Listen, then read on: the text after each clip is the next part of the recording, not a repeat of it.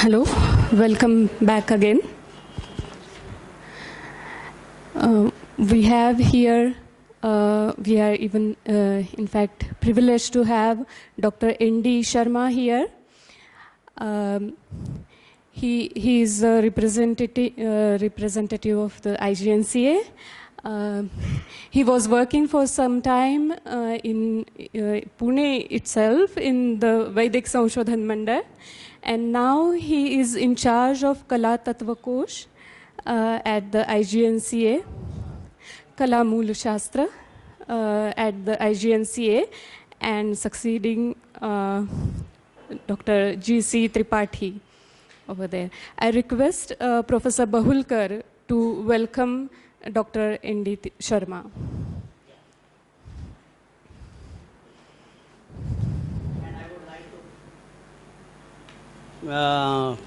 to present him with an important book, Agnishtoma, a complete description of the normal form of Soma sacrifice in the Vedic cult, written by Kalan and Henri in French and translated into English by G.U. Thite and Sri Daptardal Kerkar. This is one of the recent publications of the Institute.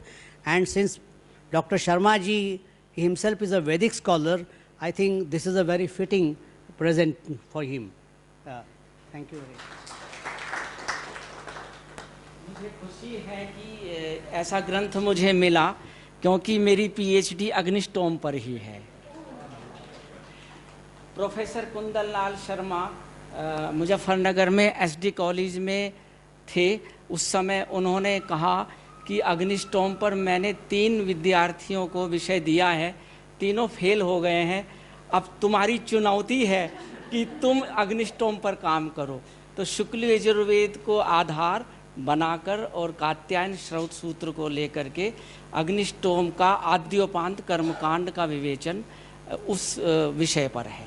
तो मैं बहुत खुश हूँ और यहाँ आने पर भी मैं बहुत खुश हूँ। धन्यवाद। So it's a completion of the offerings. There are 3 offerings with mantra and tushnim chaturthim.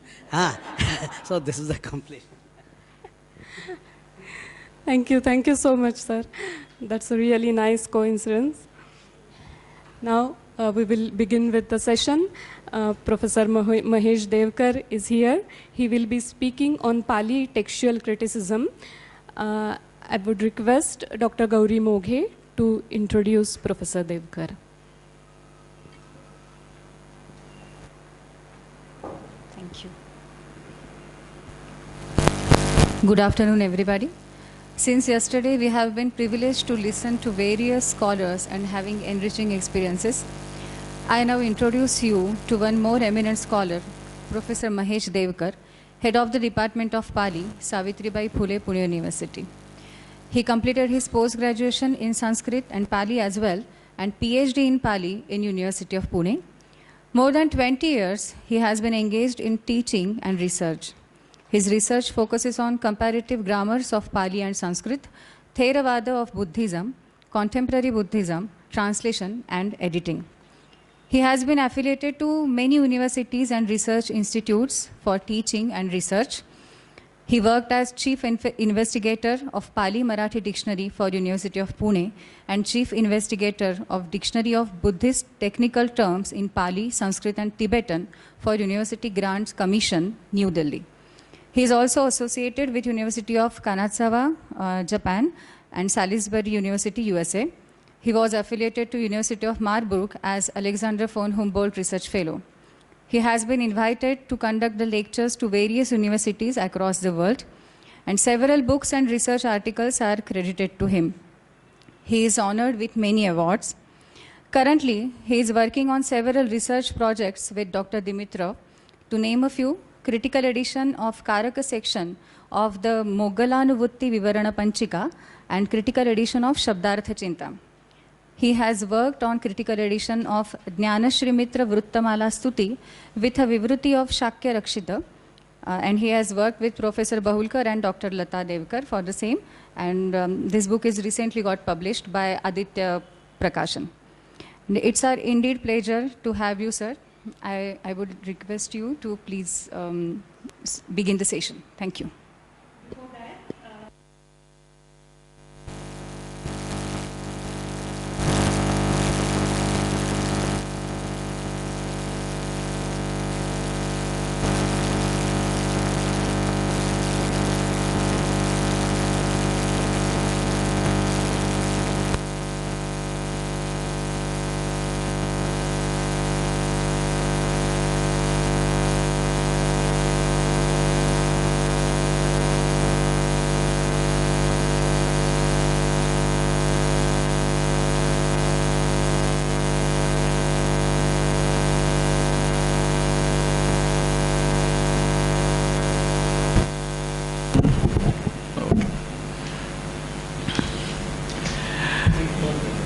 So, thank you very much. I must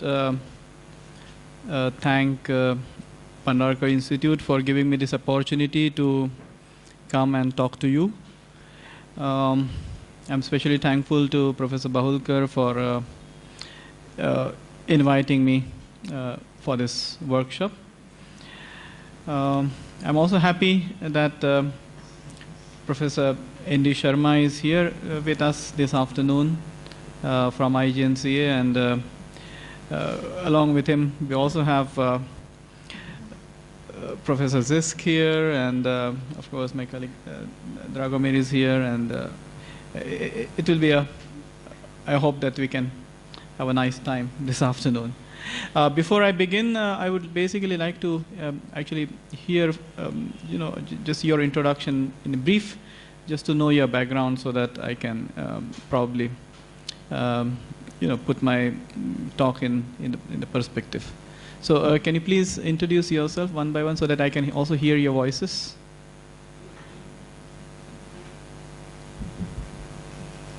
I'm Ken over at this side. You know who I am. Yes.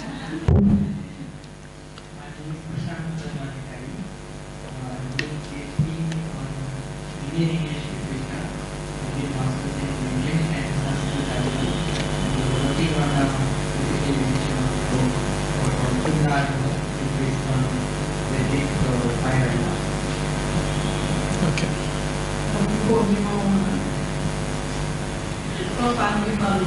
Okay. Yeah. I'm Pranali Raimandar from College Department. My name is Anna Sister Diwali SD. Prayagata Allahabad Election. And what are you working on? No, but what are you working on? Ayurvedic manuscript को लेकर के कुछ कर रहे हैं जी. अच्छा. Okay.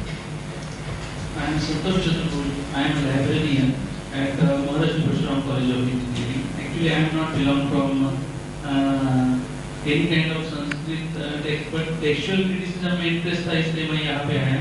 और दूसरी बात कैटलॉगिंग और मैन्युस्क्रिप्ट के बारे में थोड़ा बहुत जानना था, उसका क्लासिफिकेशन कैसा होता है, कैटलॉगिंग कैसे होते हैं, इसलिए मैं यहाँ पे आया.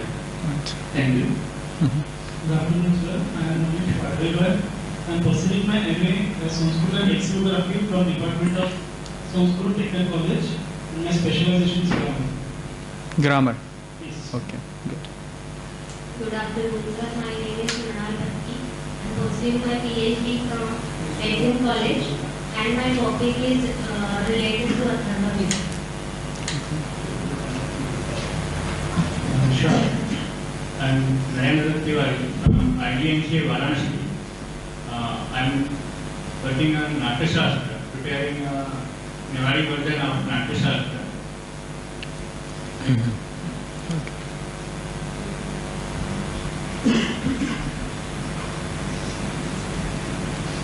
Hello. I am Satish. I am doing MPhil, Pali Department, Salifat University. Sanuja Chakravarti, a student of PhD from Department of Pali, SPPU. Okay. I am Talat Praveen, faculty member, Department of Pali, Savitribai Phule, Pune University. Thank you. I am Deepura Chakravarti. I completed my MPhil from Jawaharlal University. I worked on the Shiksha text for Armaya Shiksha. Right now I am working on some other than the Shiksha text. Right now I am working in college in Kolkata. Hello, I am Mo Dasgupta from Calcutta University. I am working as an associate professor in Sanskrit.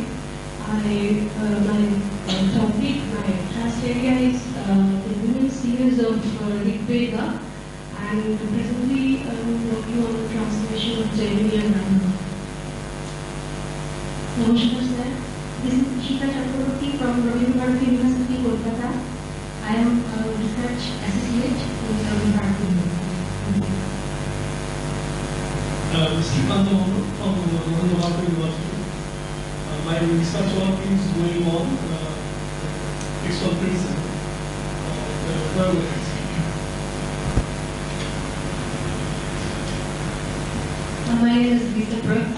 from the University of California, Berkeley, working in Ayurveda.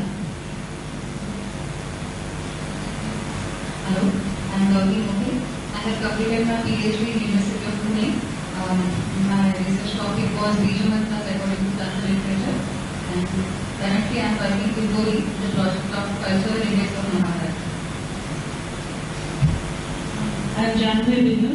I did my specialization in grammar from University of Pune. Then I worked as my PhD dissertation on the Telugu oral performance in the Mahabharata. Just now I am working as a research assistant in Pandasar Research Institute. Namaskar, मैं शांति प्रिया। अभी अपना पालन camera हम शब्दार्थ चिंता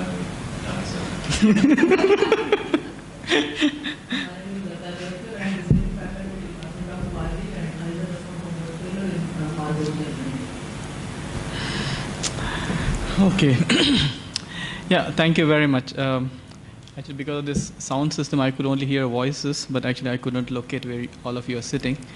Anyway, but that's a disadvantage of the mic system. Doesn't matter. Okay, so what I gather from your introductions is that half of you, I mean, some of you are well acquainted with Pali and also Pali literature, but I think around 60% of you are not, I suppose. So probably what I'll do is I'll start with an introduction to Pali language literature and its spread outside India, especially to Southeast Asian countries, Theravada Buddhist countries as they are popularly called. And then in the latter part, what I propose to do is, actually these two texts on which Dragomir and myself, we are working, actually we will just share what our current research is with you, what we are doing, because our works involve, I mean, my work with Moggallana Panjika, and of course its comparative study with the Chandravakarana Panjika, two grammatical works, one in Pali, one in Sanskrit. We are doing a work of editing and translating at the same time. And then our second project on Shabdartha Chinta, there too, Shabdartha Chinta and its auto commentary, Vivruti again. We are again, I mean, editing the text and translating. And my focus basically for this talk, for this talk this afternoon is to show you that how it is important for us Indologists to have good knowledge not only of Sanskrit or not only of Pali, but of all these sister languages, Sanskrit, Pali, Prakrit together, in order to make some interesting work and some good progress, textual progress, good progress in textual editing. Because this is what we have discovered during our work.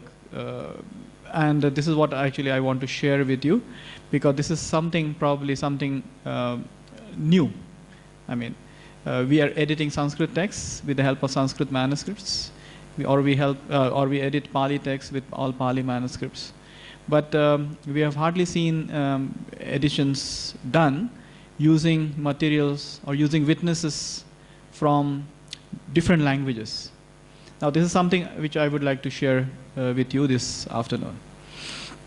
Okay, so let me start with a brief introduction to the Pali literature. You must have heard that the Buddha, he gave his discourses in the region of Magadha in some regional language,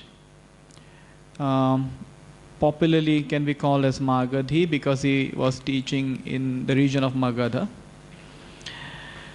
And then his teaching was kind of taken to different parts of northern India, also it came down to Maharashtra, even to the southern part, and then went across borders through northwest, or even across the ocean to the island countries of Sri Lanka and so on, through missionary activities of monks and nuns. And the Theravada tradition, the orthodox tradition of Buddhism, preserved the teachings of the master, teaching of the Buddha, in the language which we now popularly know as Pali. In fact, the ancient reference to the language is not by the name of Pali, but it is called Magadhi, popularly because of the region to which it belonged, or so it is called Magadhi, but it should not be confused again with the Magadhi described in the Prakrut grammars. It's a language which is different from that Magadhi which is described in Prakrut grammars. So it is now popularly known as Pali, and actually the word Pali means a quotation or a sentence from the canonical works of Buddhism, which are popularly known as Tipitaka in Pali and Tripitaka in Sanskrit. So 3 Pitakas, 3 collections. And the quotations or the lines, you can say, taken from these canonical scriptures, they are called Pali, or even sometimes the text itself is also called Pali. So we have usages such as Digha Nikaya Pali and or Majjhima Nikaya Pali, where the entire text is also called Pali. So Pali is basically a name given to the scriptures as well, and as a well-known Pali scholar, K.R. Norman, says that this is, when we say Pali Bhasa, it must be, or it can be simply a shorter version of what we can say. It's a language of the Pali. So it's not Pali language, but it's a language of the Pali. That means language of the scriptures, the canonical scriptures of the Theravadins, Theravada Buddhists. But of course, I mean, the Buddha in his, his attitude or his approach to language was very open, and he did not really emphasize on one particular language, or he did not give any sacred status or scriptural status to any particular language. So he rather allowed his followers to learn his teachings in their own languages, their own speech. And therefore what we see in Buddhism is that different Buddhist traditions, different Buddhist sects or schools, they have their scriptures, they have their Buddha Vachanas collected in different languages. I think Professor Bahulkar must have spoken to you about this during his explanation of Buddhist Tantric manuscripts or Buddhist Sanskrit literature. So we have, of course, Buddhist literature in Pali, in classical Sanskrit, in what is popularly known as hybrid Sanskrit, and different Prakruts like Gandhari and so on and so forth. So, there's variety of languages which contain the words of the Buddha. So it becomes mandatory in a way for a scholar or for a person who is studying Buddhism or who is in the Buddhist studies to learn different languages like Pali, Sanskrit, Prakruts, and also different scripts related to different regions, different manuscript traditions, and so on. And I'm sure, like yesterday, Dragomir has already presented to you his work on the Saindavi Dharmapada. So you can already see a different language, the Saindavi type of, it's a Saindavi language which is a mixture of Sanskrit, Prakrut, Pali. And we also see a different script employed for writing all these different, scriptures of different traditions. So we have a variety of scripts to work with, and we have a variety of languages also to work with. So it becomes mandatory for a student or for a scholar working in the field of Buddhist studies to work with these languages, to have knowledge at least of this different classical languages, as well as modern languages. And by modern languages, of course, I mean the modern Western languages, but more important is also to kind of work nowadays with regional languages of Theravada countries like Sri Lanka, Burma, Thailand. So if it is good if one knows Sinhalese. If it it is good if one knows Burmese or Thai, for that matter, and these scripts as well. If he is working with Buddhist materials, especially which are created after 10th century. Why I say that? Because let me explain to you that during Buddha's lifetime and immediately after his passing away in 600 BC,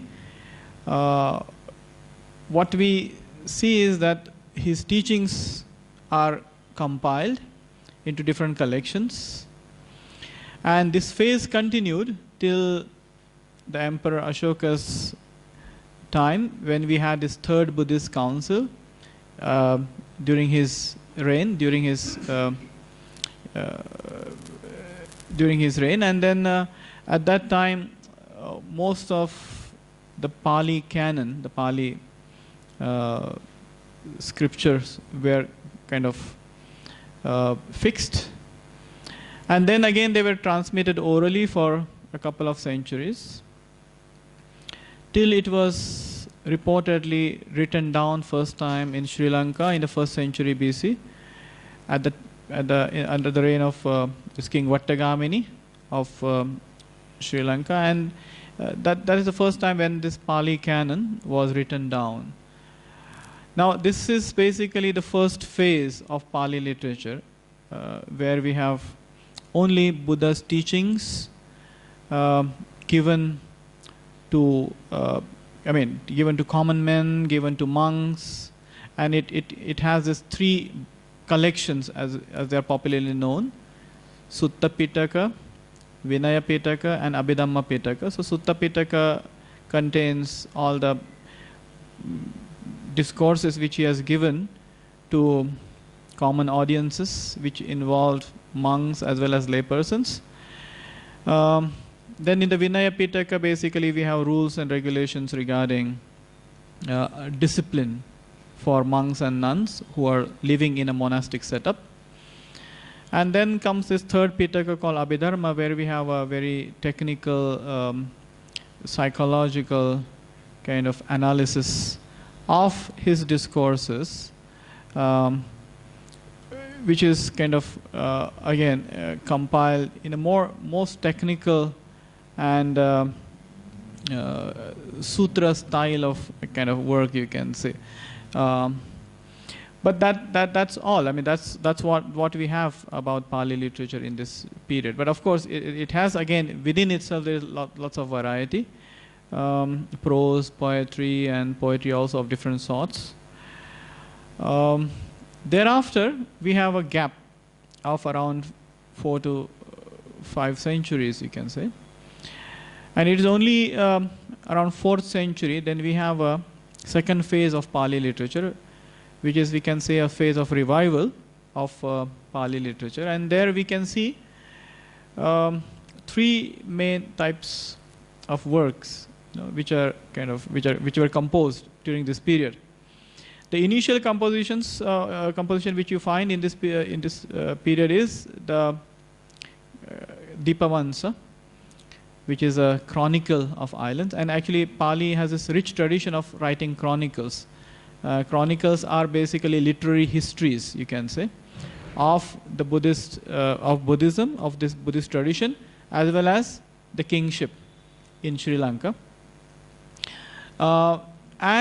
Then there was this giant project of writing commentaries on the canonical scriptures.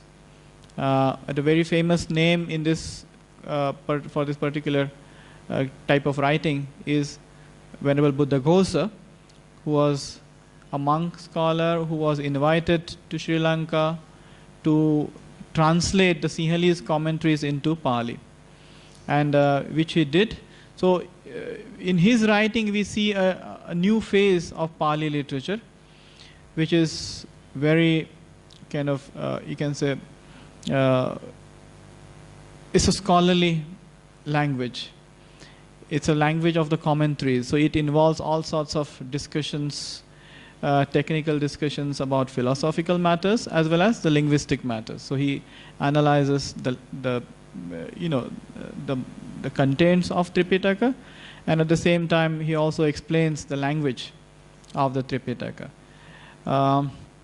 Linguistically speaking, I mean, see, Pali, though it is one of the Prakruts, but it has a special status in a way that it is more close to Vedic Sanskrit as compared to classical Sanskrit. So it stands somewhere in between Vedic Sanskrit and classical Sanskrit, and exhibits much of the very older forms of language as compared to other Prakruts, which developed probably a little later during the course of time, or at least the records which we have at present. So it becomes important for Buddhaghosa now to explain these old forms, archaic or canonical scriptural Pali expressions in the Pali, which is intelligible to to the audience or to the kind of scholarship which was there during 5th century. So we see a new phase of Pali, and actually this in Sri Lanka, this Mahavihara, which kind of spearheaded this Theravada tradition, and they especially took interest in writing things in Pali once again, and they started projecting Pali as a sacred language and as a language of teachings, as a Dhamma Nirutti, as they call it. It's a language for Dhamma teachings,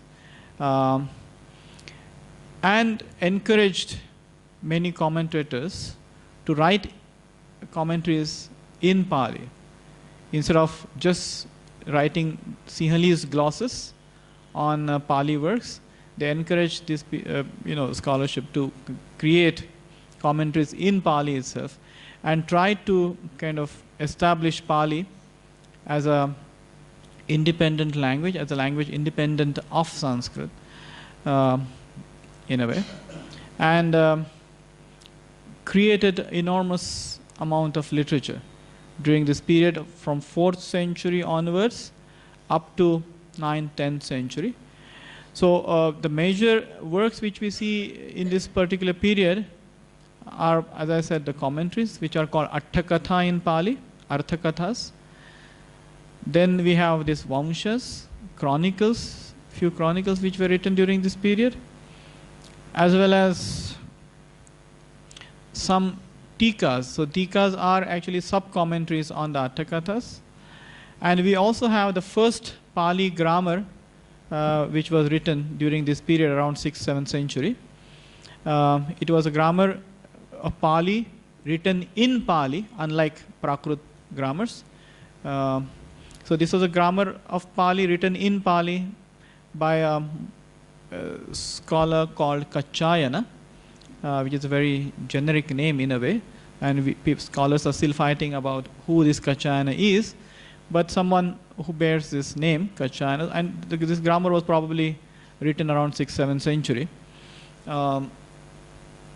It is also not clear where it was written, but mostly probably in the southern part of India somewhere, but we are really not sure about this. And then the commentary literature on this Pali grammar. Now the interesting thing about this Pali grammar is that it is written by using the model of the Katantra grammar of Sanskrit. It's a Katantra grammar written by Sarvavarman.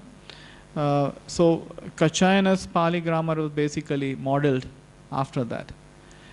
Not so to say, not so much modeled on the Paninian tradition, but it was modeled more on the Katantra school of Sanskrit grammar. After this phase, by 10th century, I think I was not there yesterday, but I think Dragomir, you must have talked about Ratna and no, okay, not mentioned at all. So there was this Sinhalese scholar, Ratnamati, Sinhalese monk scholar, and he actually this is a personality on whom Dragomir has worked. I mean, extensively, and we have his new publication. It's a large piece of scholarship where he discusses Ratnamati and his various works written in Pali, written in Sanskrit, and also in Sinhalese, which was the language of this country from where he comes. So this scholar actually, he came to India, studied, worked here, and then went back to Sri Lanka. But when he went back, he probably had several new things which he carried with him to Sri Lanka, and which was responsible for a new phase, or new kind of phase in Pali literature,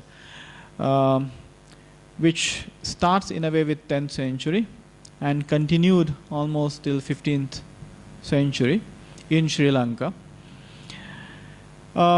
In this second phase, we see interesting works. There were new sub-commentaries written, new tikas written in Pali on various scriptural texts. This was there, but more important, for us is that this particular period, right from after 10th century, in Sri Lanka, we see an advent of a new era of literature where scholars, especially the monk scholars, these monastic scholars, they started creating Pali Shastras in a way. They started composing works on grammar, new works on grammar. They started composing works on medicine, Ayurveda. They started composing works on Niti texts, Subhashitas, this didactic literature. They started composing works on poetics, Alankara Shastra, and also on metrics. And even on the koshas, they started, creating koshas in Pali. So before 10th century, we hardly had any Shastra texts in Pali. What we had was basically the scriptures, religious scriptures, Tripitaka, its commentaries, and sub-commentaries, and sub-commentaries. So basically the whole focus was on the religious literature. Apart from that, of course, we had Vamshas, which had some element of poetry, of course, Kavya elements were there. But they were mainly, as I said, they were religious and political literary histories of Sri Lanka mainly. And there are also Vamshas written at other places in Burma, for example. But that was the main, this is the main contents. And suddenly after 10th century, with this person, Ratnamati, we had a new phase of Pali literature where we started having also the Kavyas.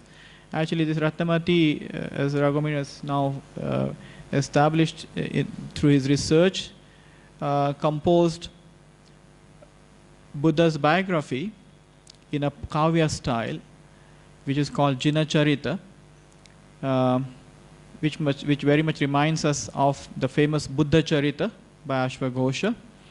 So he in a way created this Kavya literature, and then after him there were several similar works which were created in Pali.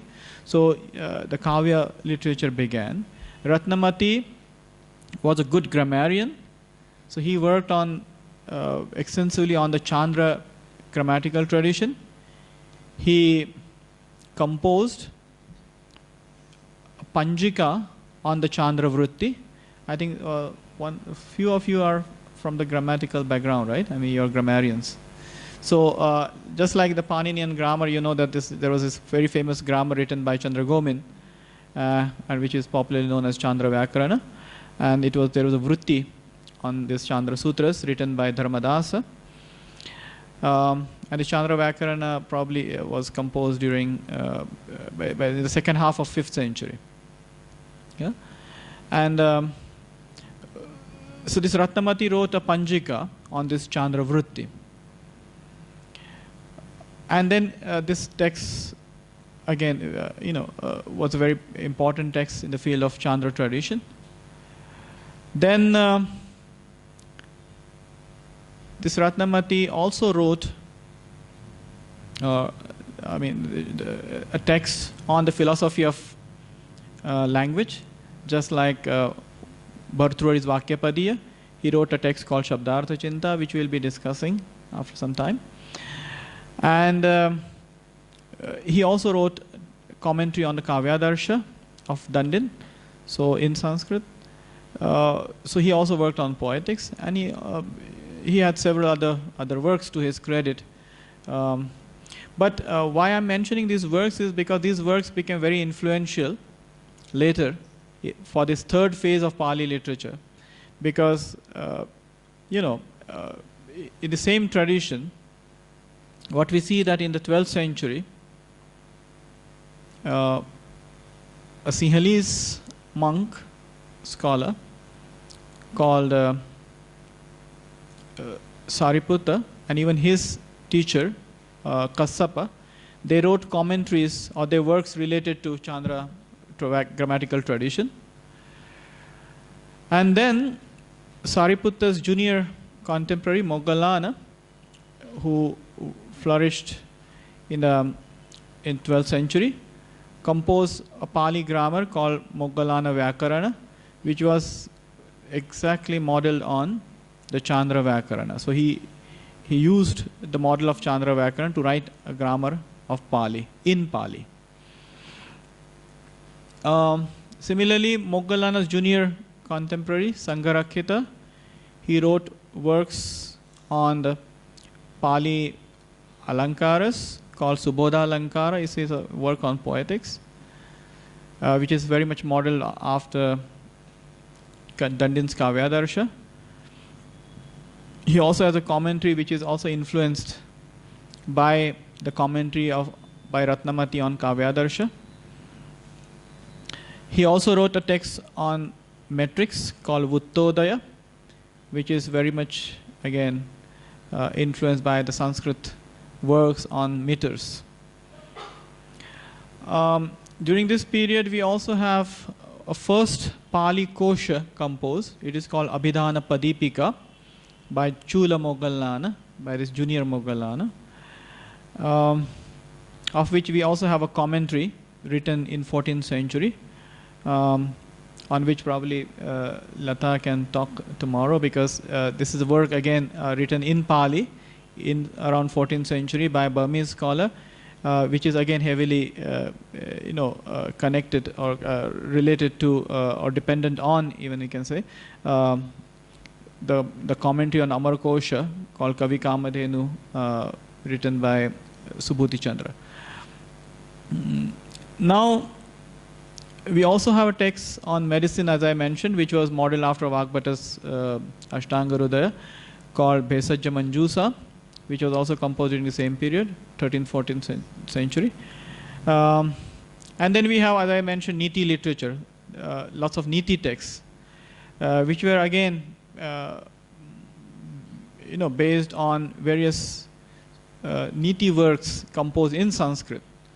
And my colleague in the department, Ujjwal Kumar, has worked on this Loka Niti and other texts, published Hindi translations of them as well. And he also tried to identify sources of these Niti works. So that was also composed during this period from 14th century onwards. So we see a new phase of literature, Shastric literature, which was very much kind of related, closely related to Sanskrit tradition, and which even had Sanskrit works as their models. But when I say they were models, yes, they were very much dependent on them, but at the same time we should understand that these Pali scholars, when they used these different models, they tried to, they adapted these Sanskrit works to suit the requirements of Pali language and literature. And they also introduced their new approach and outlook when they composed Pali text based on these works. In most cases, you can see they have selected works which were composed either by Buddhist scholars. For example, Chandra Gomin's Chandra Vyakarana is one of the in a way it's a revised version of Panini's Ashtadhyayi. So it was a superior model, but then also the important fact is that it was written by a Buddhist scholar, Chandra Gomin. So and there were several such models which they selected for composing Pali works. And interestingly, what we see is that the same or similar models were also used by other Buddhists from Tibet, especially, and even in Burma, when they composed their treatises. So in Tibet, we see that most of these works were also used by the Buddhist scholars there, and they created Tibetan translations or even adaptations of these works to create shastras in their languages, or in their language. So this is an important phase, an interesting phase as well. And it is interesting also from the point of view of textual study, which is the main theme of this workshop particularly. Before that, let me also tell you something. Before we go to this particular topic of actually working with some samples.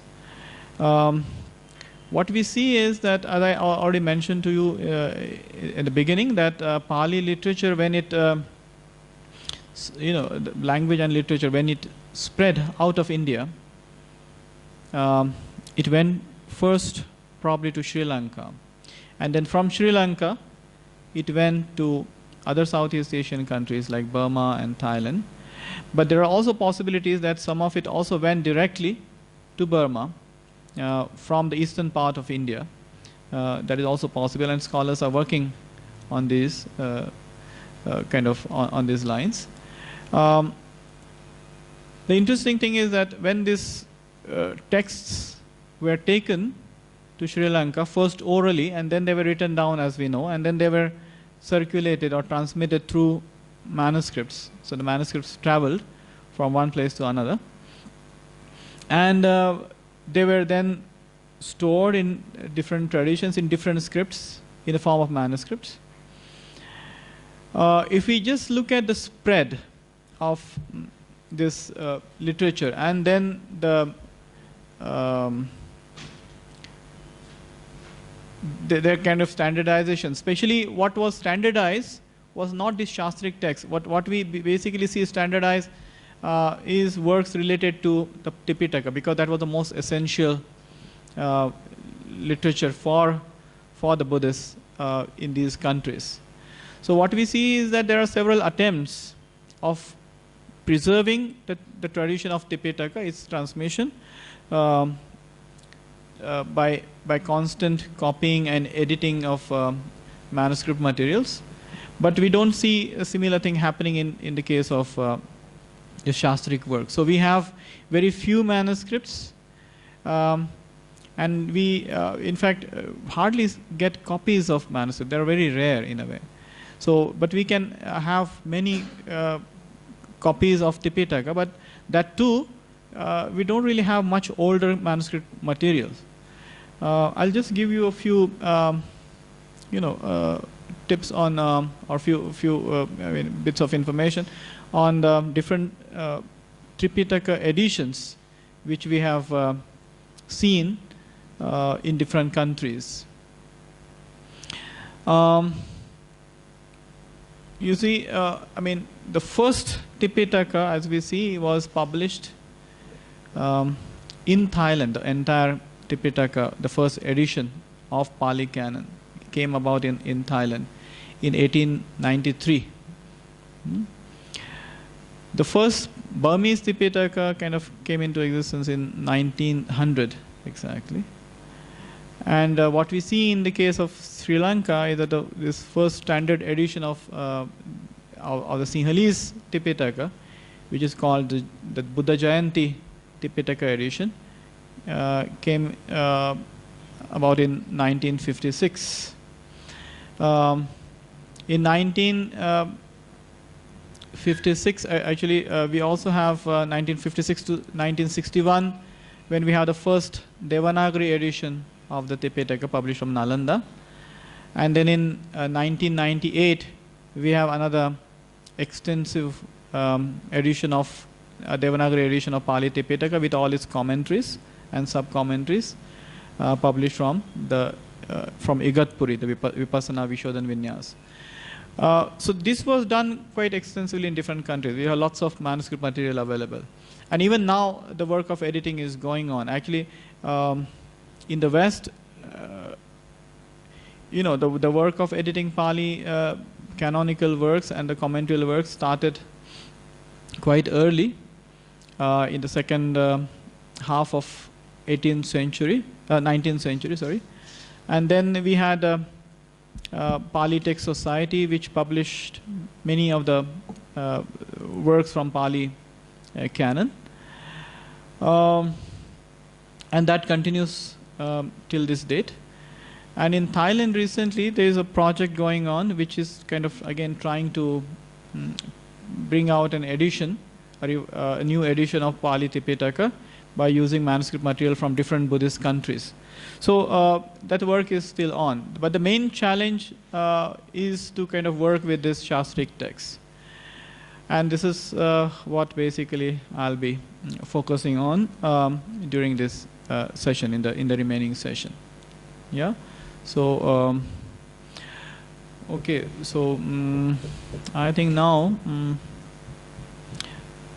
if you have any questions or any thoughts to share at this point about the Pali literature or its spread, you may ask any questions or any queries if you have.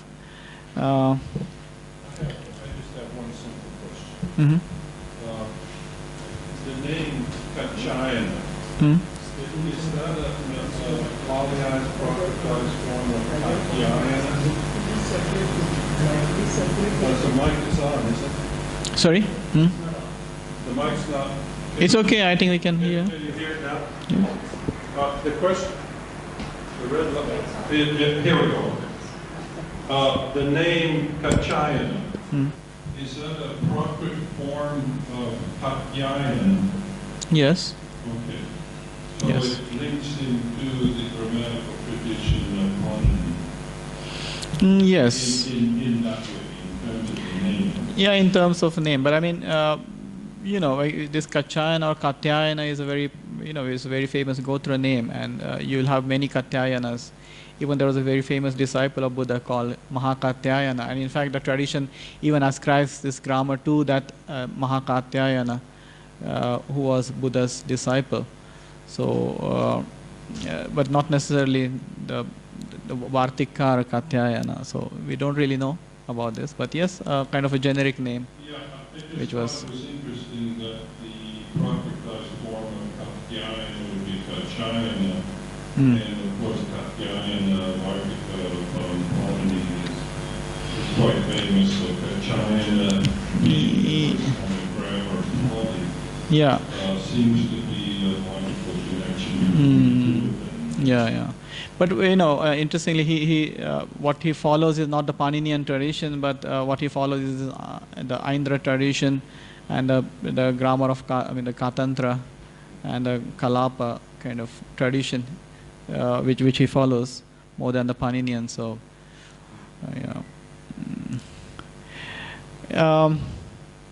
yes, there's one thing which you would see in this handout which I have circulated, which is there is a list of. Okay, I have a set of queries which is not related to Pali.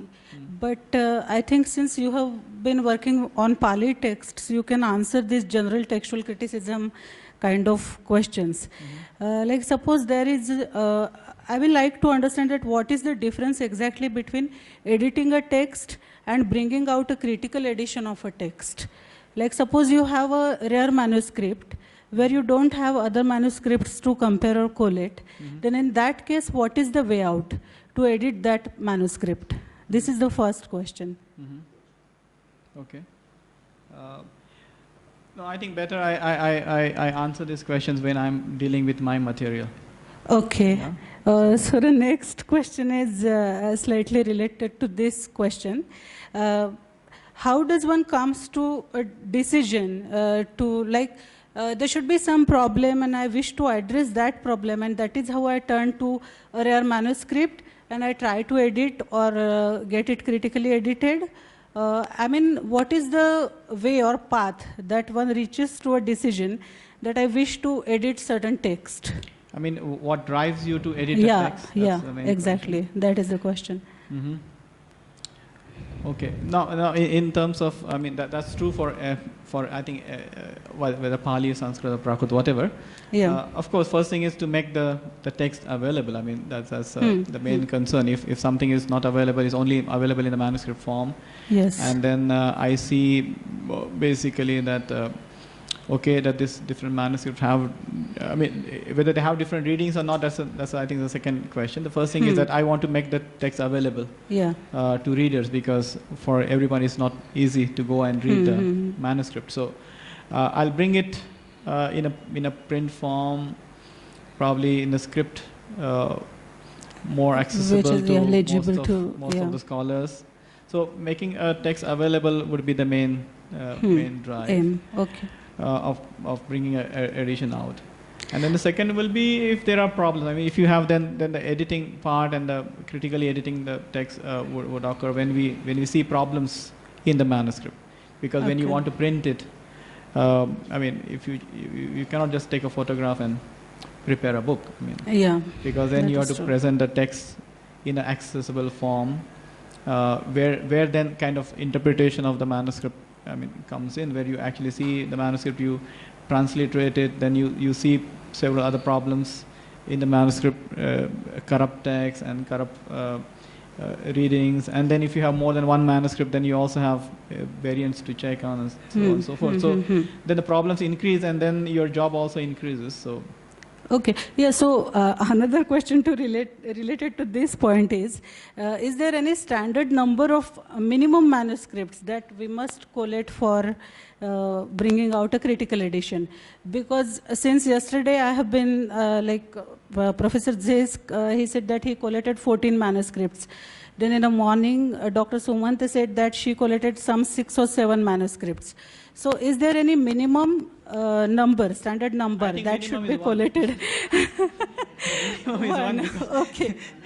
Huh. Yeah. Okay. This can be answered later. Okay. Yeah. Yes. Okay. He will give information in connection with his own list. Yes. Okay. Yeah. Fine. Yeah. Okay. So I think in those handouts which I have given to you, we have there's also a list of certain Pali manuscript collections, which are there. I mean, this is not an exhaustive list, but these are some collections of Pali manuscripts, some catalogs, and there's lots of work going on. So there's a lot more material which you can find, but. I think for those who are here, I think those who are working in the field of Pali, certainly for them, they should really go to these collections, these catalogs, and see what kind of material is available. apart, I mean, those who are interested in canonical texts, that's fine, but even commentarial literature or the Tika literature, or even, as I said, some of these Shastric texts. So there is a lot of material which is available, and still there are texts which are not edited, even in Pali. I mean, though the canonical texts are edited, but there's always a scope for improvement, because when the early editions were made, they were made on the basis of few manuscripts which were at their disposal. And then there are some new finds, so there might be, again, it would be useful sometime to kind of revisit the already done editions and to see what we can find new. In these different collections, the interesting part, as I said, I already mentioned the Shastric literature, but there is also one more area which is more interesting in terms of Pali manuscripts, and that is the area in which we have new works which were created regionally. For example, in Sri Lanka, there are several texts which were composed even after 15th century till 18th, 19th century even. New works which were created, and these are regional works mostly. Then there are works, similar works in Burma or in Myanmar, which were written in Pali but composed in Myanmar with Myanmar scholars. Some of them are even are kind of works with the commentaries in Burmese. So we have this Burmese literature, which is separate from the canonical or the post-canonical commentary literature, which I mean. And then we also have in Thailand, for example, there are lots of work which was done after 14th century, and we have creation of new texts. And there are scholars who are working on these texts. For example, Peter Skilling, he was heading this project called Fragile Palm Leaf Manuscript, and they are working on this manuscripts, Pali, and also other Buddhist manuscripts in Southeast Asia. And they are publishing catalogs of this new material. And we have lots of interesting texts which were never studied before. Recently, when he was here in Pune, he actually gave a workshop on this Pali literature of Thailand, where he discussed some of these later works, post-14th century Pali works composed in Thailand, which show lots of influence of the regional language as well, and also the type of contents which we get also throw much light on Thai Buddhism or development of Thai Buddhism after 14th century. So there are lots of interesting works which are available, and one can actually find something new always for their research from these different manuscript collections. So that list might help you. So I thought that I will just circulate this list among you, so that you can later on do your own searches, internet searches. Most of it is now, information is available online, so you can make use of it and see if there is anything which interests you, and then you can go on collecting manuscripts and then follow the methodology of editing a text. Right? So I think now what I'll do is I'll turn to my own reading of Moggallana Panjika, which is a handout, other handout which I have given to you. Actually, there are 4 pages there, but what you can do is, in fact, you should separate that 4th page from the bunch. If I did not intend to kind of staple it with that whole bunch, because that's a Pali text, and then in the first 3 pages, what you have is a Sanskrit text with the translation. Do you have that, everyone? Okay, so before I begin, before we actually start reading that text, let me give you some idea of what this whole story is about. As I think as I was when I was introduced, they told you that I worked on comparative grammars of Pali and Sanskrit, and that was basically my topic of PhD. So I basically wanted to first study the Pali grammars and compare them with the Paninian grammar. Because when I chose that topic, I was really ignorant about the relationship of these Pali grammars with the Sanskrit grammatical works. And during my MA, I studied Moggallana's grammar, few chapters of Moggallana's grammar. And that's all what I had. And then I went on to kind of study the three major grammars of Pali. First is this Katyayana's grammar, which I mentioned to you, which is modeled after Katantra. It's a short grammar with just 675 rules, but with lots of commentarial literature available. Then the second grammar which I studied was Moggallana Vyakarana, which was composed in 12th century. More precisely, it is composed around 1165 in the reign of the King Parakram Bahu, first of Sri Lanka. And the third grammar which I studied is called Saddhaniti of Aggavansa, a grammarian from Burma, around the same period, around 12th century. And when I studied these three grammars, there was hardly any material available because there were very few scholars who were working in the field of comparative grammar at that time. So I had only few things to work on. There was this monograph of Eivind Kars, a Norwegian scholar from Cambridge, who worked on this Karaka chapter of Saddhaniti. And then there was Lakshminarayan Tiwari's Hindi translation of Katyayana with very good notes and comments comparing it with the Paninian and Katantra system. And then we had a Hindi translation also of Anand Kausalyan of Moggallana's grammar. And then few papers by Professor O.H. Pind from Copenhagen, the same place from where Professor Zisk comes, and his articles on Pali grammar.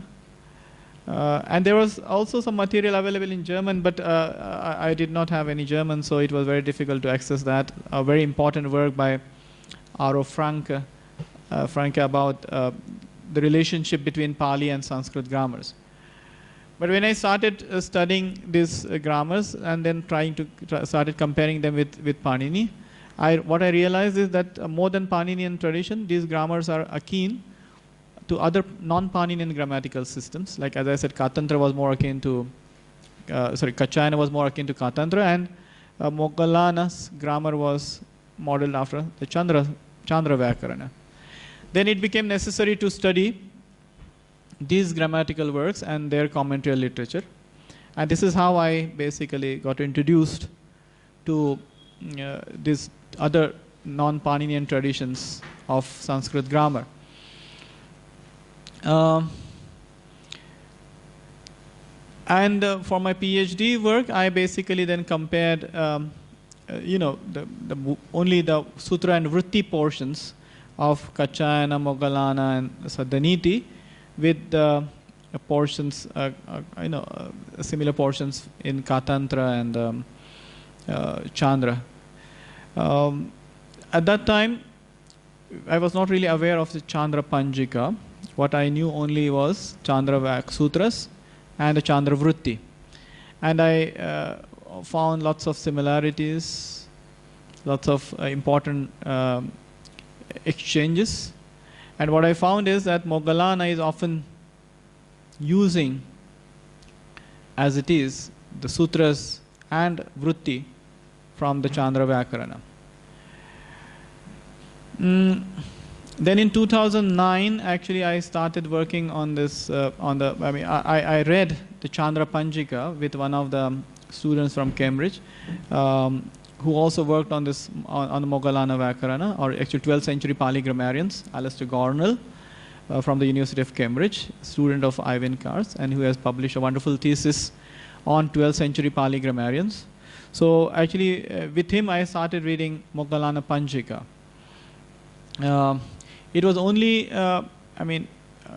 in 2012 when I visited Marburg, and when we were working together with our German colleagues, Professor Hahn and others, and then I got introduced to Dragomir. I'm sorry, I'm more used to this name than calling it Dr. Dimitrov. So it comes very naturally for me. Anyway, so I got introduced to him, and then at that time he was working on this Ratnamati's works for his habilitation thesis, which he later published as this Legacy of Jewel Mine.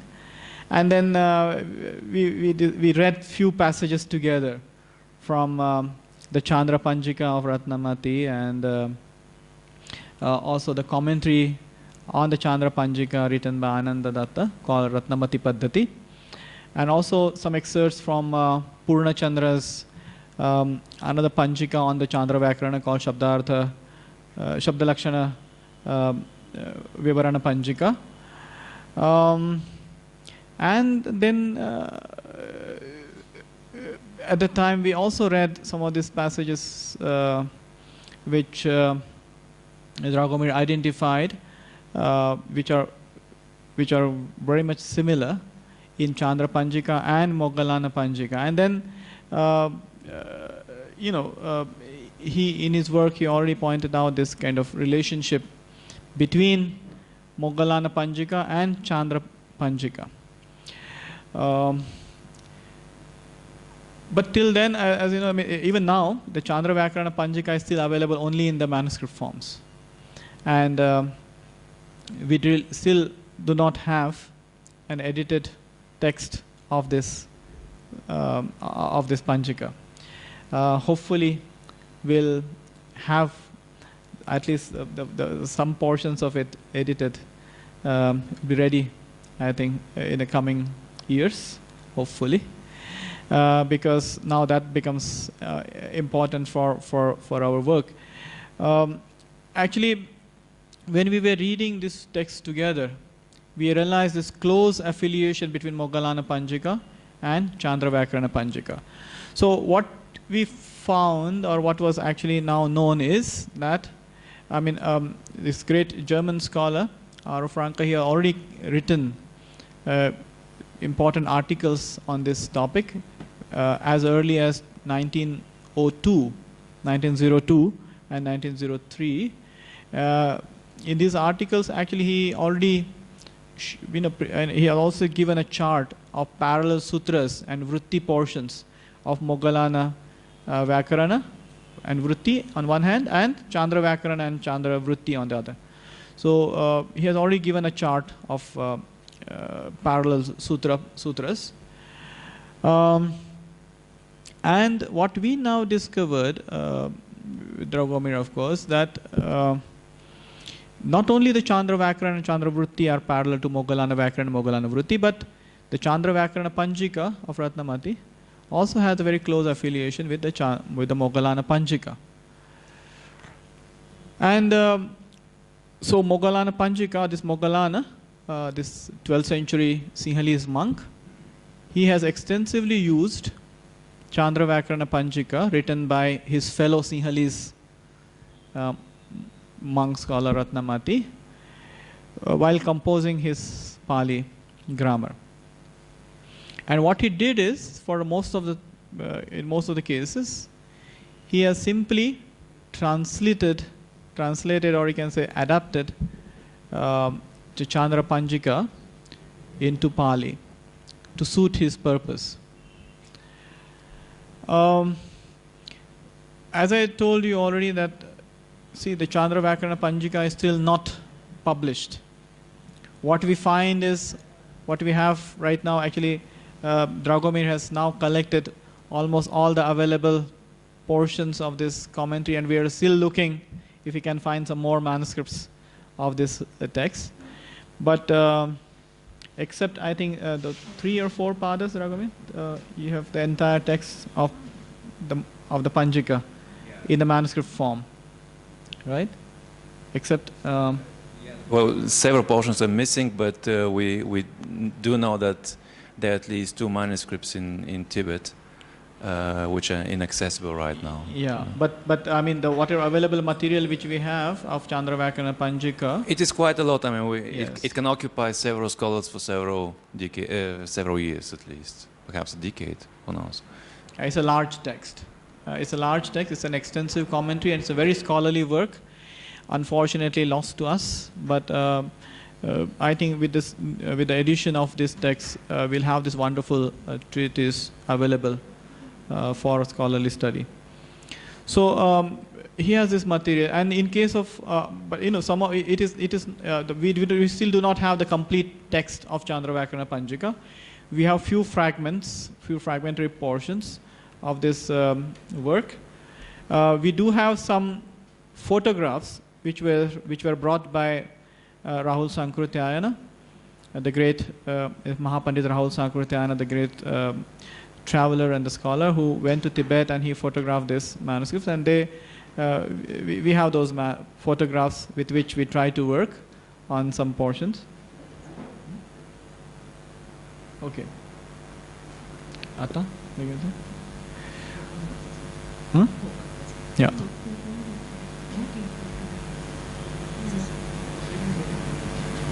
Okay. Since we are late today to begin the session, we won't break for tea. Tea will be served here. So we should continue, I think. Thank you. Thanks for this breaking news.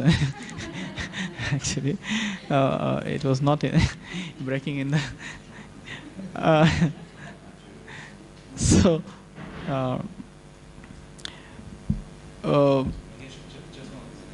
if you could show us. I can show some of the materials which you are discussing on the projector. Okay.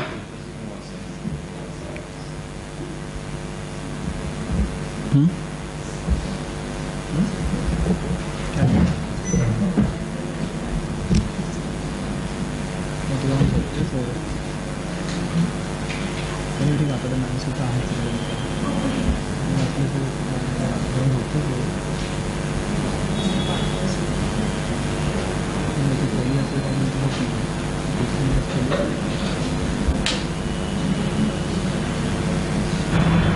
special time doesn't yes.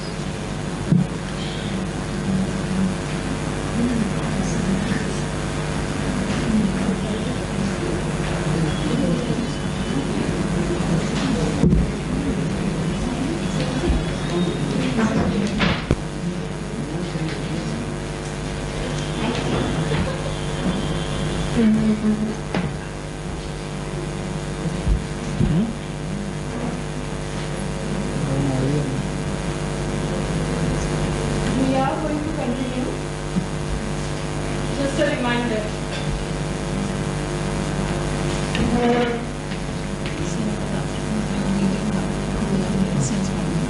Okay. Okay.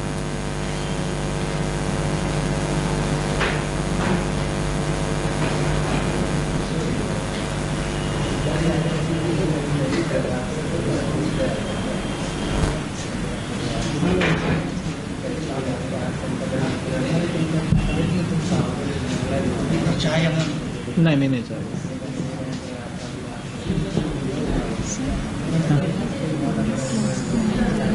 हाँ जाइए हाँ जाइए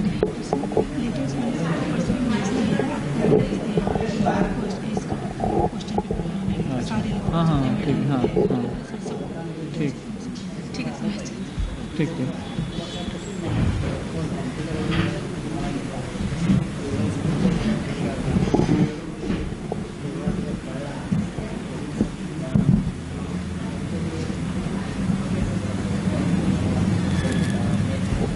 Could you open some of the material? Yes, I'm opening just one for to see like the Chandravakarana Panjika.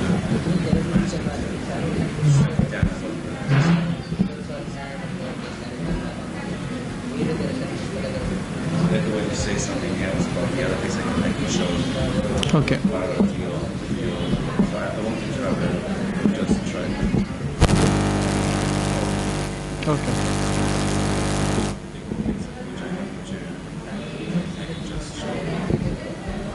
Yeah, no, I mean, if you can just show this manuscript, it's fine. That I'll talk about Moggallana a bit, and then I'll just talk about Moggallana a bit, and then we can.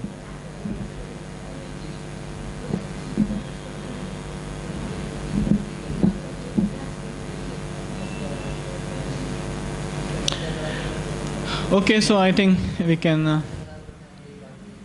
If everything is settled, then should we start? Or they are gone out? Wait a couple of seconds. There's still some people outside. Okay, wait just a moment. Okay. Okay.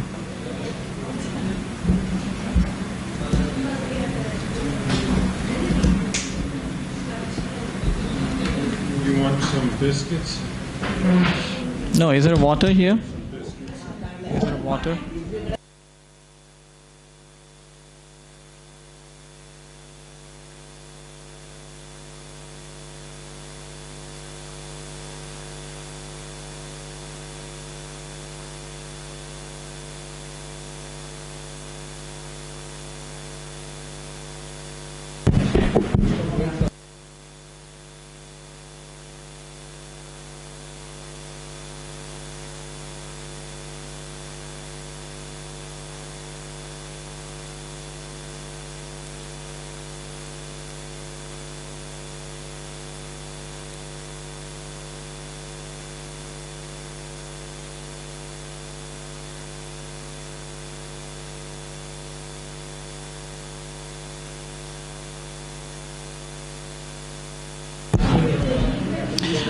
Huh? No. Okay, so I think we'll start again. Sorry? No, actually, because.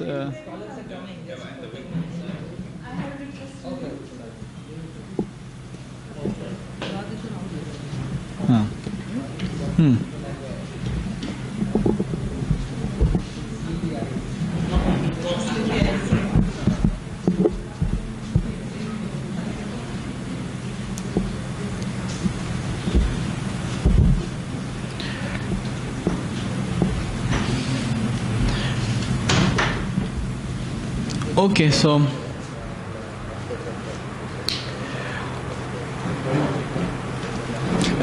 just to add, you can see now images of the most complete manuscript of the Chandravyakana Panjika, which Rahul Sankrityayana photographed in the 30s in Tibet. And as you can see, it's not that easy to read this. But that's what we have of this manuscript. Yes. So we have several sections of this. Of this text available in different manuscripts. Some are from Nepal, and some. And this is the pictures of which Rahul Sankrityayana has brought. But we know that there are some manuscripts of this text available in Tibet, but which are not accessible right now. So right now we are just are forced to work with this kind of material, and Dragomir, I mean, he has trained his eyes in a way to read this kind of material, which is very otherwise difficult to read. And since we had very little to compare, actually, I was asked this question: with how many manuscripts we can start? Basically, it depends on now. I mean, in case of this kind of texts, which are where the manuscript material is very rare, to whatever we have, and as much as we have. So this is also not even a complete text, but we have different manuscript portions available. So we are just starting with this. Right now, actually, I'm working on the Moggallana Panjika, especially the Karaka section. Now, in Chandra system, actually there is no Karaka Prakarana as such, because in the Chandra system, he does not really define, so to say, Karakas, but assign the cases straight away. So I'm working on the section from the Moggallana Panjika, which deals with Karakas. And we are now working with this, working on Moggallana Panjika and comparing it with the Chandra Vyakarana Panjika because of the very close affiliation of the two texts.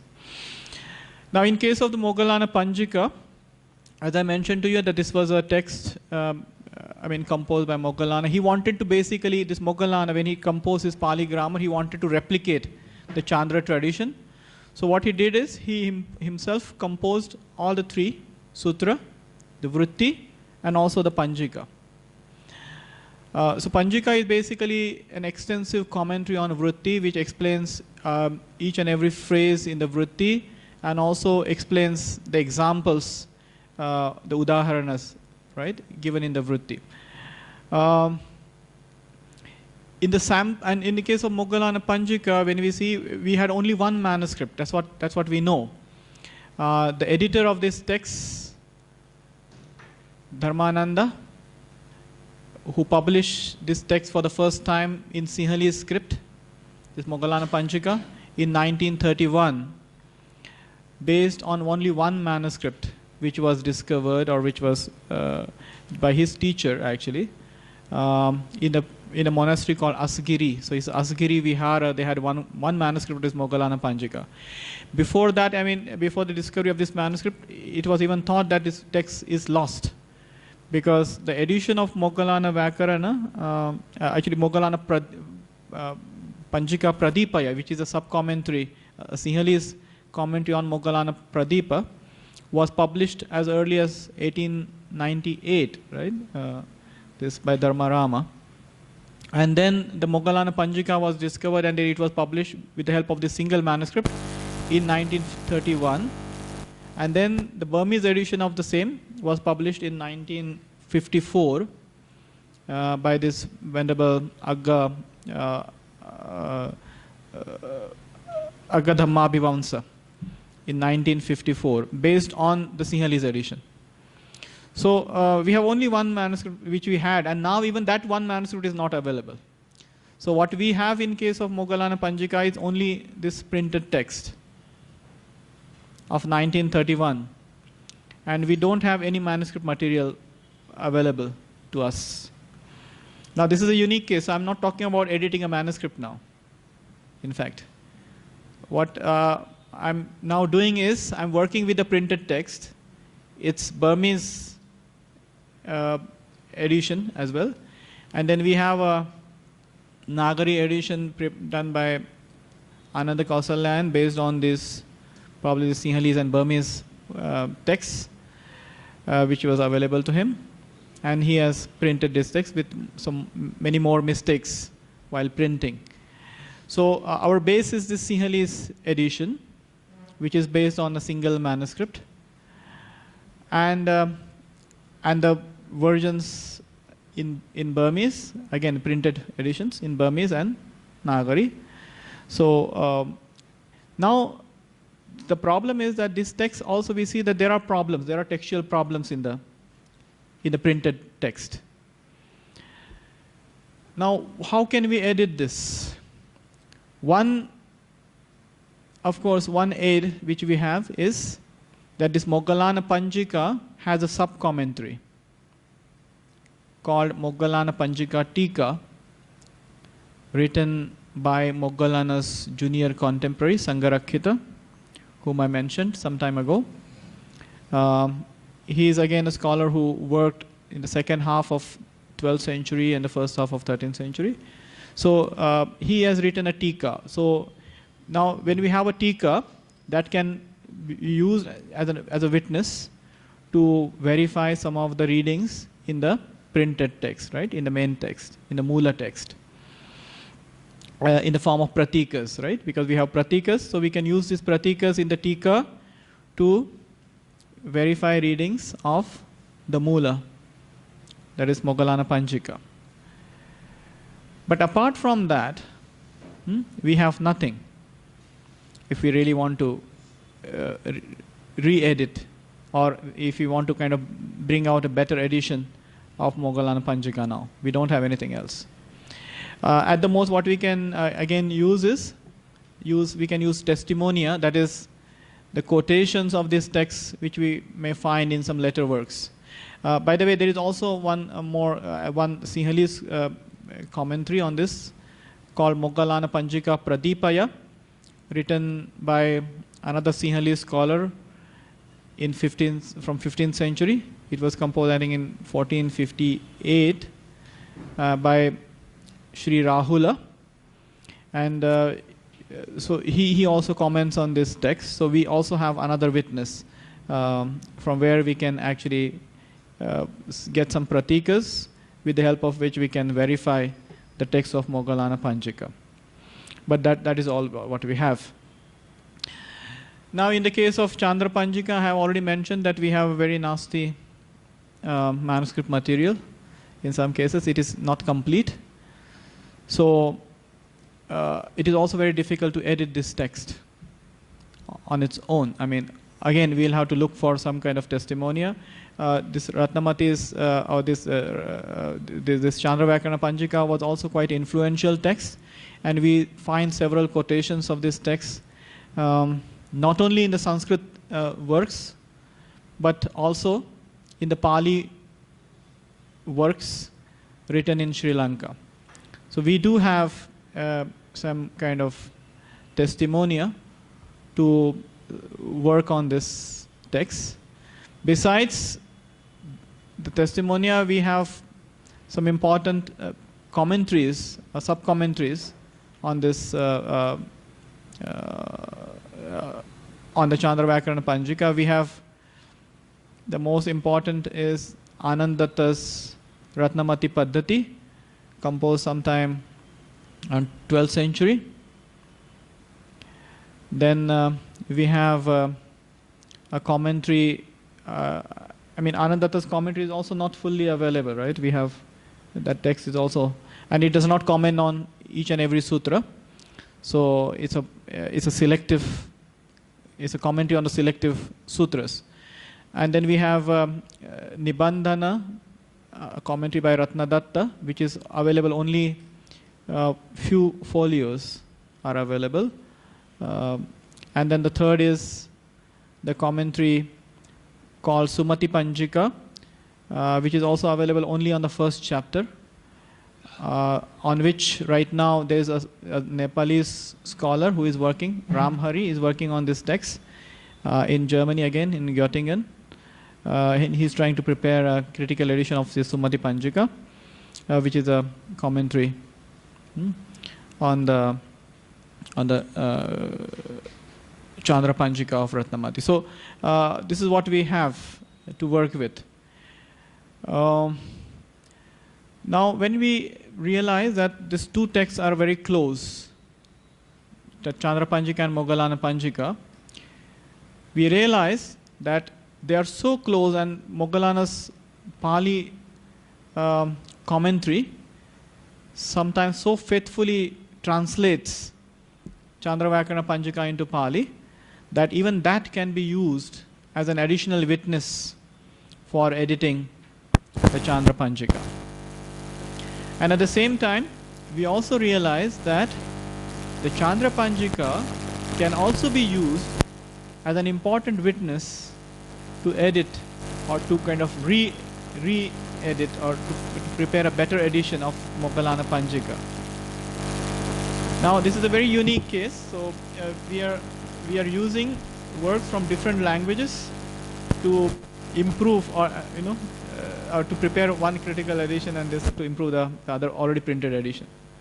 Now, what I have given to you as a sample is a sutra from the third chapter of Moggallana, 3.1, the first sutra of the very first sutra of the third kanda, which is about the samasa. And this is a rule which basically defines a compound, or it prescribes a procedure to form a compound, right? And we have the parallel rule in the Chandra tradition. It's Chandra 2.2.1, I think. Is the second? It's the first sutra of the second pada of the second adhyaya of the Chandravakarana. And you see, you have first this Sanskrit text, And this is a translation which I prepared myself. And this edited text which Dragomir has prepared. So I'm using his edited text. And of course, when he prepared a transcribe, and then we read it together, and then we could improve some of the reading where the manuscript was not eligible. It was also useful to check the Pali, and then to kind of get the better idea of the text and so on. So what I would like, maybe, how should we proceed? I think, would it be all right if you people can read some sections from it? Maybe first in Sanskrit and then a parallel section in Pali, just to get a feel of how close these two texts are. Somebody of you can volunteer to read? Maybe because there are sections, right? So at the time, what we can do is you can just read one section from Sanskrit, and then this last page is basically a Pali text where you can see the parallel. So first we have Sutra, and then Vritti, and then Panjika. So if one can do the reading one by one, maybe.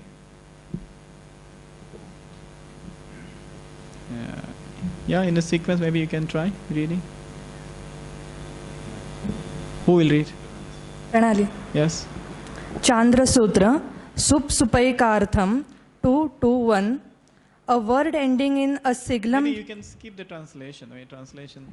You need not read. That is for your understanding, basically. Now, just go and see the Pali Sutra. So the Sanskrit was Sup Supaikartham. Moggalana Sutta Syadi Syadine Katham. Syadi Syadine Katham.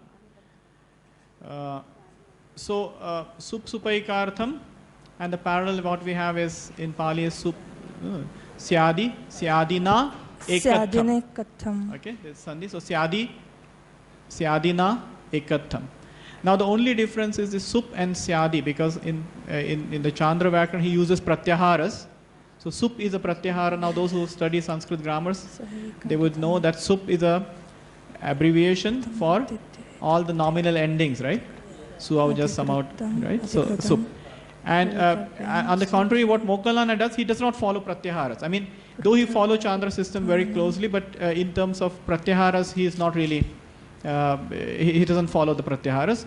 On the contrary, he uses the Katantra model, where they start with the first, they only use the word Syadi. I have a question. Yes. He doesn't follow the pratyahara system. There are no pratyaharas in that system? Not at all. No, Moggalana does not follow pratyaharas. So in this respect, he follows Katyayana and Katantra, rather. So he uses the word Syadi instead of. All these advantages of using pratyahara will not be there in this system. Yeah, it doesn't matter. I mean, they have different devices. I mean, he follows like the Katantra does.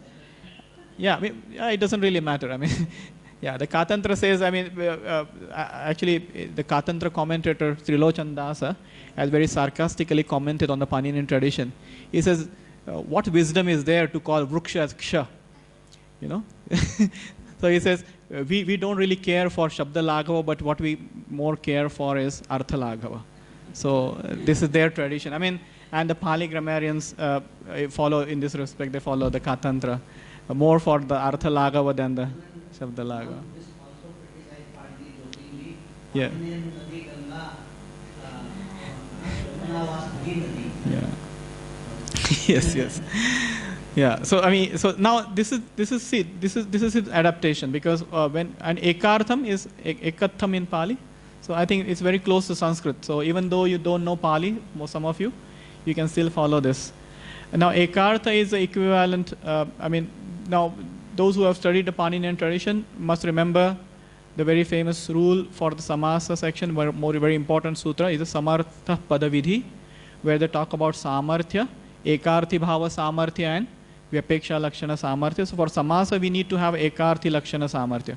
Ekarthi Bhavana, to have one uniform meaning out of two different word meanings. That's what is called Samasa, right? So this is, and so what Chandra does, again, Chandra grammar is very famous for not using the technical terminology used by I mean, the regular technical terminology, paribhashika shabdavali, he doesn't really follow. So he does not use the word samasa, but he uses the word ekartha instead. So this rule, supaikartham in the Chandra Vyakarana is equivalent to what in Panini what we have is sup, and then we have like sahasupa, right? So there are different sutras, so subhamantrite parangavat sware, and then we have sahasupa. And then sahasupa is actually a rule which teaches a subanta is compounded with another subanta to form a compound, right? Then it is prakadara samasaha, we get a samasa saujña. Now, what Chandra does is he has this one rule, supaikartham, which means that subanta is compounded with another subanta, right? And it forms a single uniform meaning, that's a compound.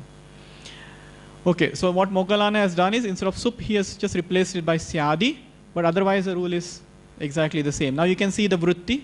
Somebody else can read the vritti. सुबन्तं सुबन्तेन सहेकार्थं भवतीत्य एतद् अधिकृतं वेदितव्यं स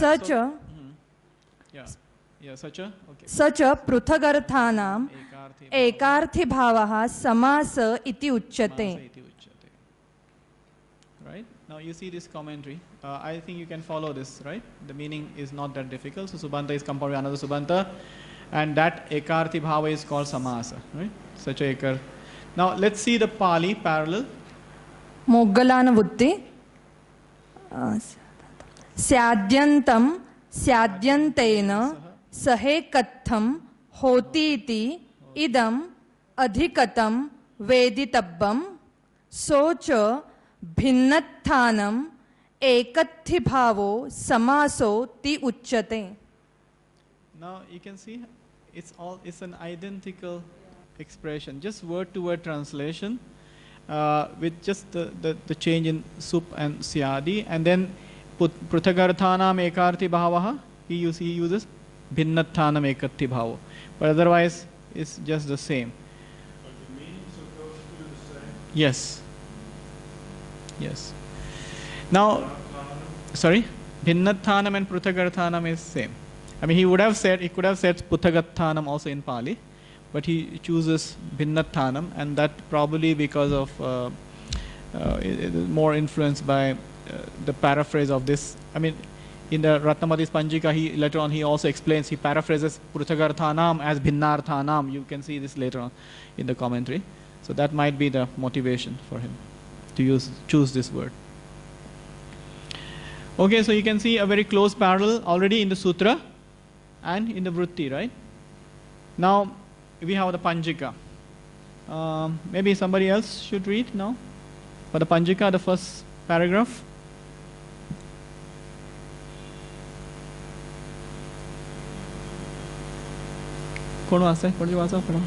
Yes? Yes, please. Are you not so much familiar reading in Romans? Sup iti prathamaika vachanam arabhya. Sup iti prathamaika vachanam arabhya.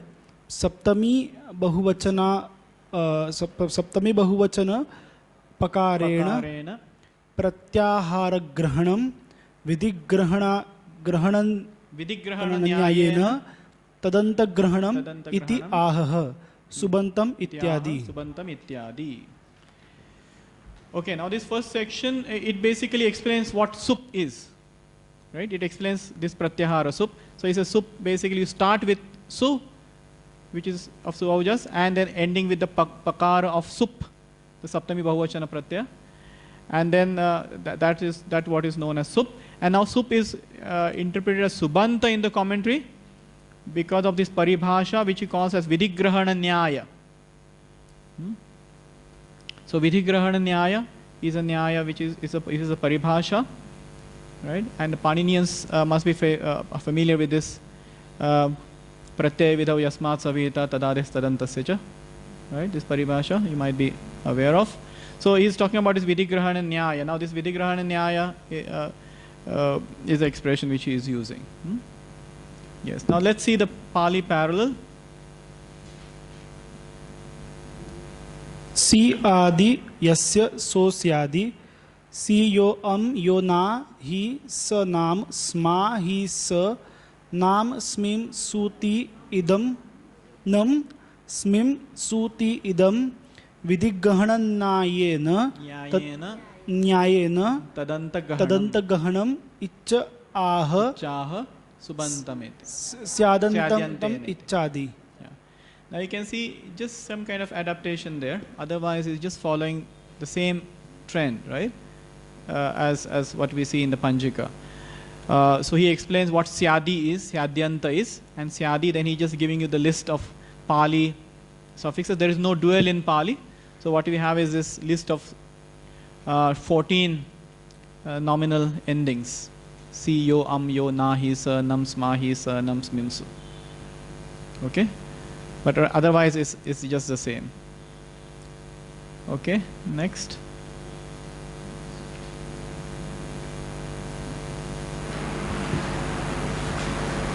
My question is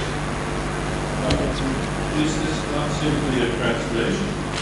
It is a translation, but it's not just a translation, it's an adaptation also at a point. Like as we say, he's not just using whatever things he is not using in his system, he's adapting them to Pali. So he's not translating it, so to say. He's translating, of course, but he's adapting at the same time to meet his purpose. Because he's not writing a grammar of Sanskrit, he's writing grammar of Pali. So whatever requirements Pali has, so he will adapt this commentary accordingly. Yeah, so what are the adaptations? I mean, as I already mentioned, from what we've seen so far, yes, it almost looks as though yes, that's true. Word By word translation, what we can see, like sup is adapted as Syadi, right? That's one thing which you can see. Yes. I mean, is that not basically a Pali version of soup? I mean, whether you call it a Pali version of sup, or I call it an adaptation of. I mean, because we don't have sup in Pali, there are not 21. Yeah. Translating that into what would be Yeah. something equivalent to Pali. So he's undergoing a translation process, but I don't see so much an adaptation as a translation. You translate one word from one language into another. It's not necessarily an adaptation, but it's a translation. Sure, we have long passages Which are literally, yeah. But of course you have also portions where Moggallana has to adapt this to the Pali grammar, because he's writing the Pali grammar, he's not writing the Sanskrit grammar. So in such cases he has to adapt his terminology to the Pali. And then he deviates from the Sanskrit. Yeah, I know that, but I'm just wondering, is it adaptation or is it translation of what is the Sanskrit into what would be equivalent to the Pali? No, I would say like It's a translation process, not necessarily an adaptation. Anyway, I mean, it depends on how you how we understand this too. Yeah.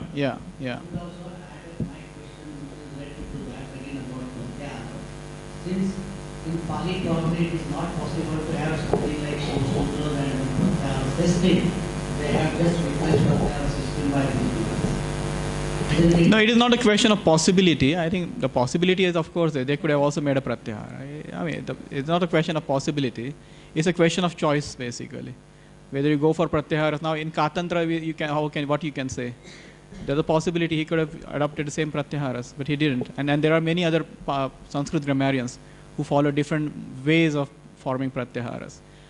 Like they don't have even Anubandhas. Without Anubandhas, they have Pratyaharas. Yeah. Don't you think that Pratyahara system is really a unique system and has advantages which other systems do not have? That's my impression. I'm not sure of grammar.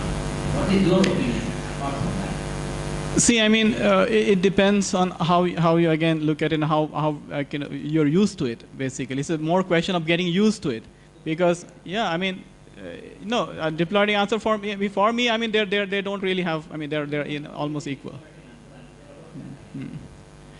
Because it's mainly the matter of choice. I mean, Panini has this, so we feel we are used to it. We feel that there is lots of course, he has achieved economy because of that. That we all know that this device of Pratyahara was basically meant for achieving economy. But then, as I said, this other tradition, they didn't really care for the Laghava of Shabda Laghava that much. They say, okay, it doesn't matter. So it more.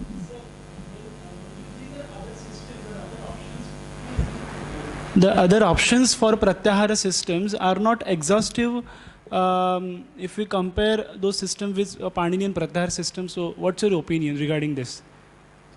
Exhaustive in what sense? I mean, see, what you see, basically Panini prepared Pratyaharas. Chandra revised Pratyahara. So for example, Chandra, in Chandra system, Panini have a Hayavarat land. Now, Chandra, because of there is this confusion between these two Pratyaharas, an, in, and so on and so forth. So he tried to remove the ambiguity. He used Hayavara Lan as one Pratyahara, not Hayavarat and Lan. I mean, he made a change there. So, and there are several modifications of the Paninian Pratyahara system. So it was not the case that everybody was really happy with what Panini did with the Shiva Sutras. And there were later modifications and development. You see the Saraswata, you see what happened with the, with the Saraswata. Like he comes up with a different Pratyahara system. So, I mean, there are modifications which the later grammarians carried out. And I think the question of exhaustivity, I mean, if you mean that whether they are precise or not, and actually this is what they find, that Paninian Pratyahara system has some certain problems, which even the tradition or Paninian tradition also discusses and try to come up with some solutions. But later grammarians like Chandra Gomin tried to remove them. I mean, he did not use some of the Pratyaharas which Panini did, and he introduced some new Pratyaharas which were not there in Panini. So in this way, the improvement did continue even after Panini. Anyway, so that is basically not our point here. So I think basically what I want to show you is how these two things can be kind of read together and to make better readings or to find better readings. So maybe we can continue with reading the text some more. Next passage. सामान्योक्तावपि यस्य येन सामान्योक्तावपि यस्य येन सम्बन्धः यस्य येन सम्बन्धस्तेन सह तद् एकार्थं भवति इति सम्बन्धात् विज्ञायते तद् यथा मातरि वर्तितव्यं पितरि शुश्रूषितव्यम् इति न चोच्यते स्वस्यां स्वामिन् स्वस्मिन् इति अथ च या यस्य माता यश्च यस्य पितेति सम्बन्धात् प्रतीयते तद्वत् इहापि तेनानिष्टं न किञ्चित् इहापद्यते अत एव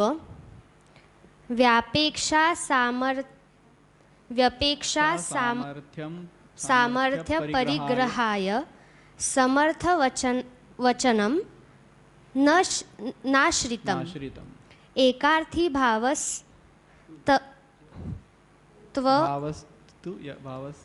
एकार्थवचनेनैव संग्रहितः तेनात्र वृत्ताव एकार्थी भावा एव न वाक्ये व्यपेक्षा भेदादि लक्षणे. Now, this particular section in the Chandra Panjika actually refutes Paninian rule, Samartha Padavidhi. In Paninian tradition, we have this Paribhasha, Samartha Padavidhi, which is considered as a necessary Paribhasha for formation of compound. So, what this Paribhasha says is that whatever Padavidhi is there in this grammar, it should have some kind of Samarthya. That means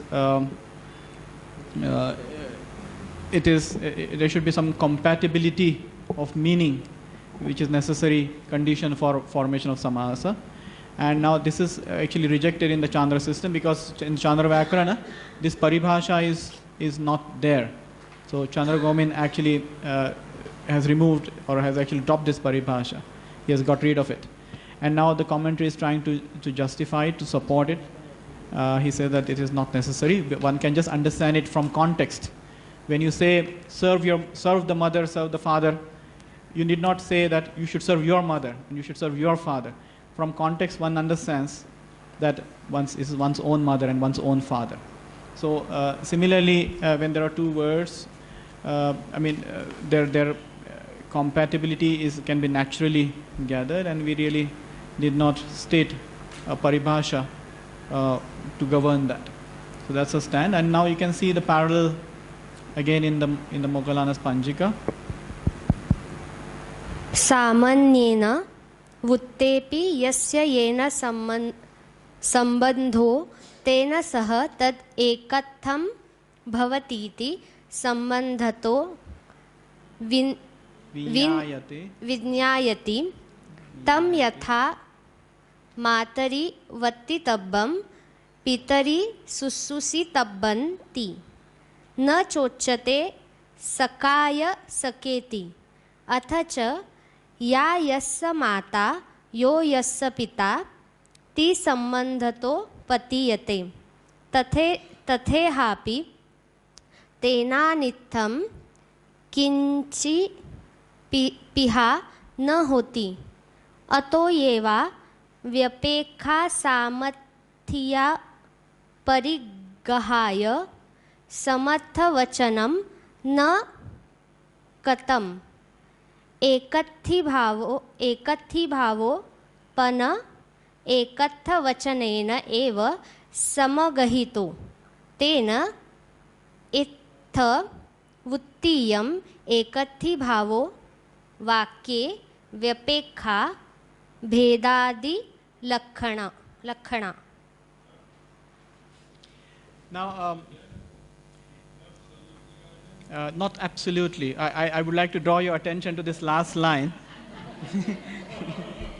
Actually, this is where now the crux is. I mean, see, the last line is different. I mean, where we have this vruttav eva ekarthi bhavaha na vakye vyapeksha bhedadi lakshane. That was the reading in the Chandra Panjika. Whereas what we have in Moggallana now is tena Vuttiyam ekatti bhavo vakye vyapekha bhedadi lakhana. So na is not there, and actually Moggallani has this one sentence, whereas in the Chandra it's a different reading. Now here you have a doubt now, right? And places like this, yeah. Now this is not just different way of translating, but this actually indicates to a different reading which Moggallana must have had. Either his manuscript did not contain that na, and then see Vyapeksha Bhedadi Lakshane, what we have actually in the Chandra Panjika is, so this sentence says that Vruttav eva ekarthi bhavaha, so only in the Vrutti there is ekarthi bhava, but not in the sentence, but not in the Vakya. That is, Vakya is uncompounded expression, which is characterized by Vyapeksha and Bheda, etc. We have a translation there, and we can look for the translation. That's based on a printed edition? No, this is the manuscript. Which Panjika are you talking about? The Moggallana? This impossible manuscript here, right? No. See, the Chandra Panjika is a manuscript. No. I'm talking about the Pali. The Pali, yes. Pali is a printed edition.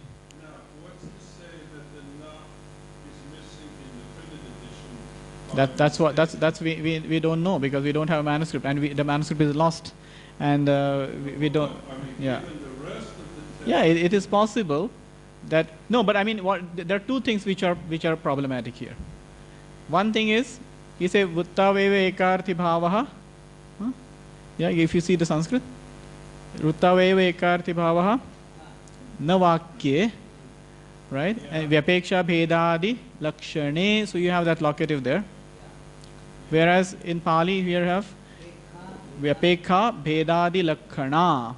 So he is using the nominative. Vakye Vyapekha. And see, here we have Vakye Vyapekha, which is bhedadi lakhana. I mean, yes, Vyapeksha bhedadi lakshane is a compound. Is a compound. Yes. Yeah, it's not a compounded. He's compounding it in dual. Sorry? So lakshane Yes. is, what form is that? It's locative singular. Natu vakye, see, this is a bahuvrihi, yeah, qualifying vakye. Vakye. And what he vakye vyapekha bhedadi lakhana. So actually just bhedadi lakhana is a bahuvrihi now which qualifies vyapekha.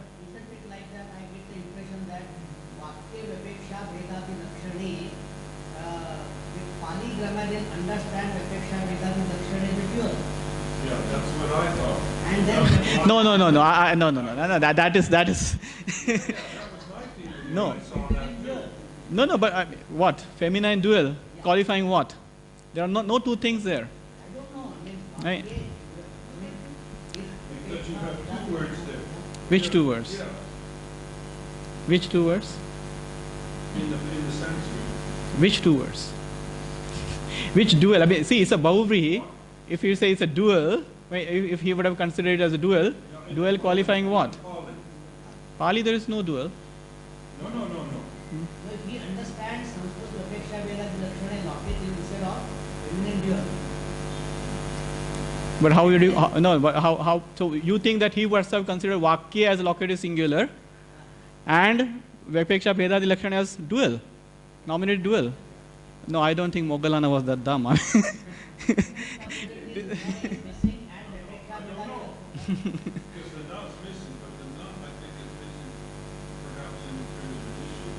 No, and one more thing. I mean, see, these readings are confirmed by the respective commentators. So Sangharakkhita, who immediately follows Moggallana, there's not much gap. He confirms Moggallana's reading in his Panchika Tika. And so does Anandatta, confirms Chandra reading in his Panchika.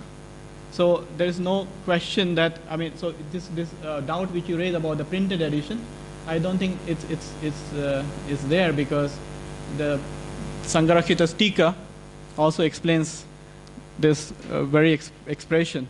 And so this is not a loss in the printed edition, but this was actually there in the manuscript, which Sangharakkhita even had before him when he wrote his Tika. Unfortunately, now Lata is gone. Otherwise, I could have also shown you. Is Lata's? Yeah, I would have shown you the readings of the Tikas as well. So, I mean, now here there are lots of, you have to kind of do the guesswork. And what I thought is that the Moggallana probably, when he had a text of Chandra Panchika before in the manuscript, the na was not there. And then he somehow has kind of amended the text. He has changed the text.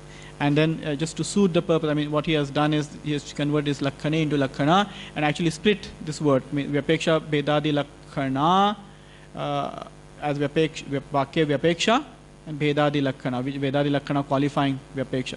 There are several other questions which are there actually in this regarding the whole understanding of this issue.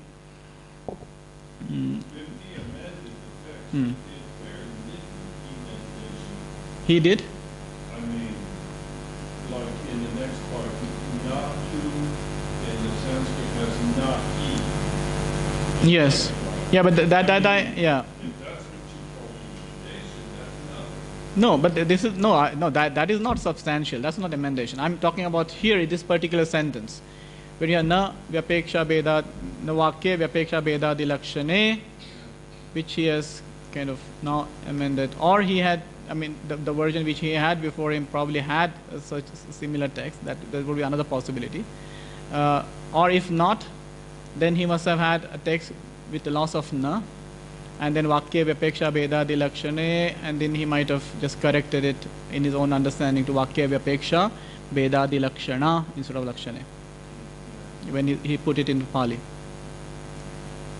But I mean, here you cannot really have any conclusive answer that what must have been before him. But you certainly note that there is a difference in the text here.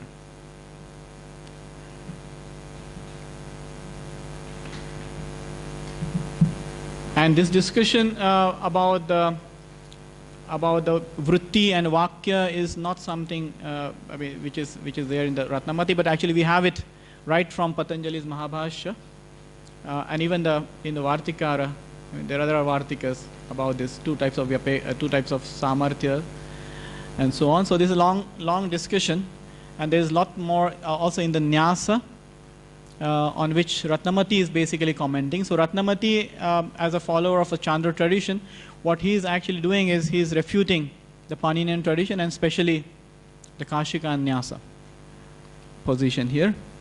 And we also have a parallel portions from Durgatika on the same portion, on the sutra defining samasa in the Katantra tradition. So we have lots of kind of interrelations to work with. Yeah. Now, if we just proceed further, probably with the next section, somebody can read here.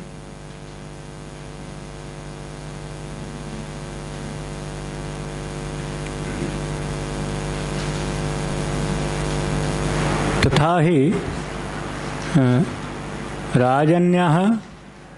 राजन्यः पुरुष इति राजा यथा राजपुरुषमानय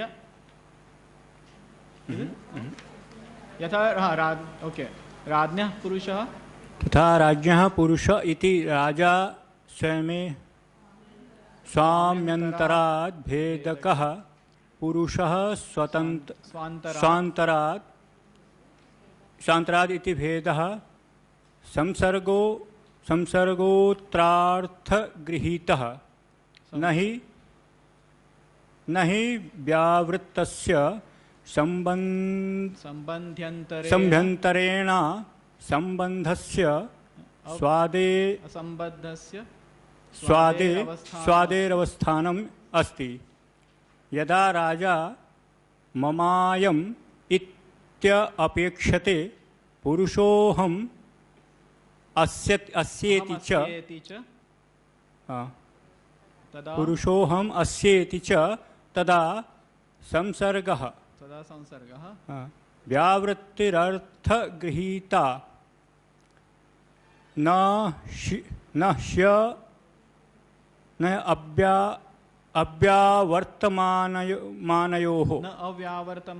अव्यावर्तमानयोः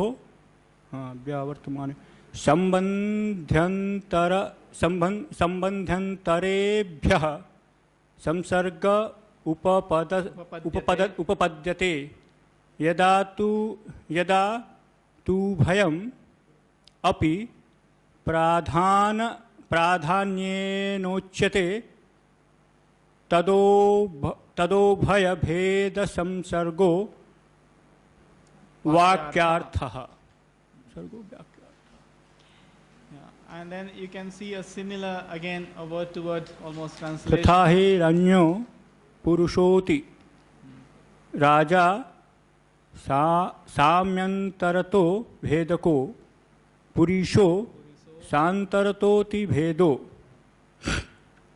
संसर्गो एथा अर्थगहितो न तु व्यावृत्तस्य सम्बन्ध्यन्तरेण सम्बद्धस्य सादिनो अवस्थानम् अस्ति। यदा राजा ममायन्ति अपेक्षते पुरुषो अहम् अस्येति तदा संसर्गो व्यावृत्ति अर्थगहिता न हि व्यावृत्तानं सम्बन्ध्यन्तरेहि संसर्गो उपज्यते। यदा तु भयम् अपि प्रधानताय उच्यते तदो भयम् भेदसंसर्गो वाक्यते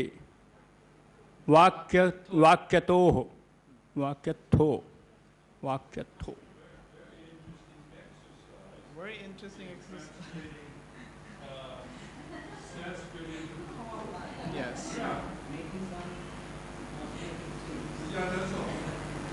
Yeah.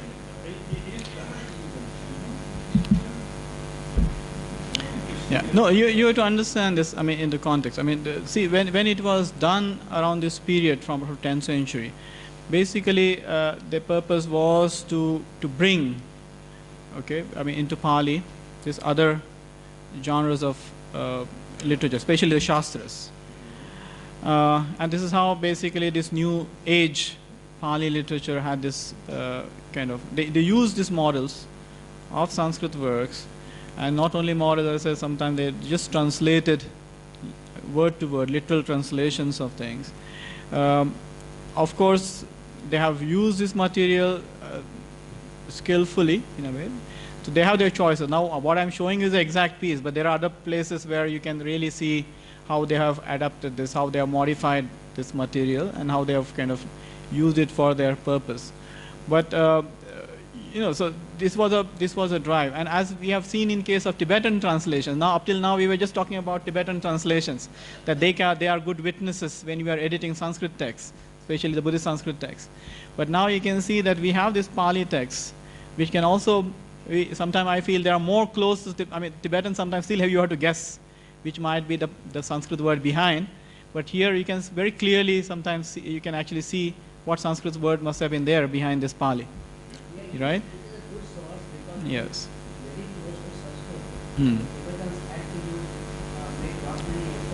Yeah, artificially create so many things.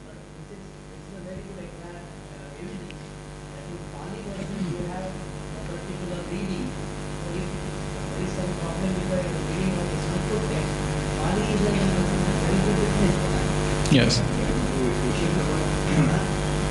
We should have got now the impression that Moggallana is translated the entire. Yeah, it's not the case. I mean, I'm just showing you this very piece.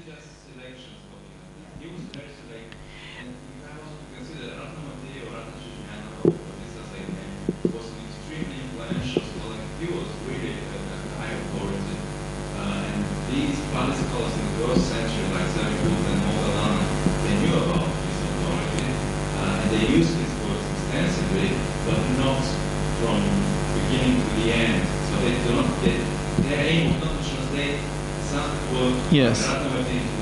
Yeah, that was not their project, yes. They just use this selectively wherever they don't necessary. It is something like a concise grammar. Not concise grammar, no. Yes. Yeah, they found useful. Yeah, yeah. As a Sanskritist would copy a Sanskrit passage from other grammarian. Right, as he would quote it, without mentioning the name. Yeah. Yes.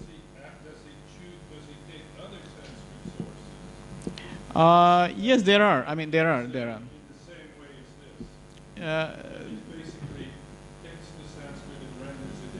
No, there are places where, I mean, especially in the Sandhi section and so on, where he has used the Katantra system. Some Katantra arguments are there. So some places where we have, I mean, because he's mostly following the Chandra. So wherever we have exact parallel close connection between Chandra Sutras and Vritti, with Moggallana Sutra and Vritti, he will follow the Panjika as well. That's what we have noticed. It's a very clear pattern, because it's based on the Chandra Vyakara.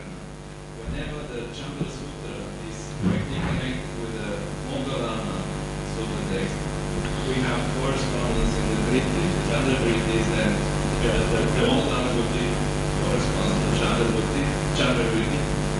And in the same way, the Moggallana Panjika corresponds directly to the Chandra Vyakara Panjika. But I have also seen, while marking Moggallana, I've seen that there are clear evidences that he also knew the Katantra commentarial tradition, especially the Durga Tika and Vritti were quite known. So he have also made use of it. So it's not only not only the Chandra commentary tradition.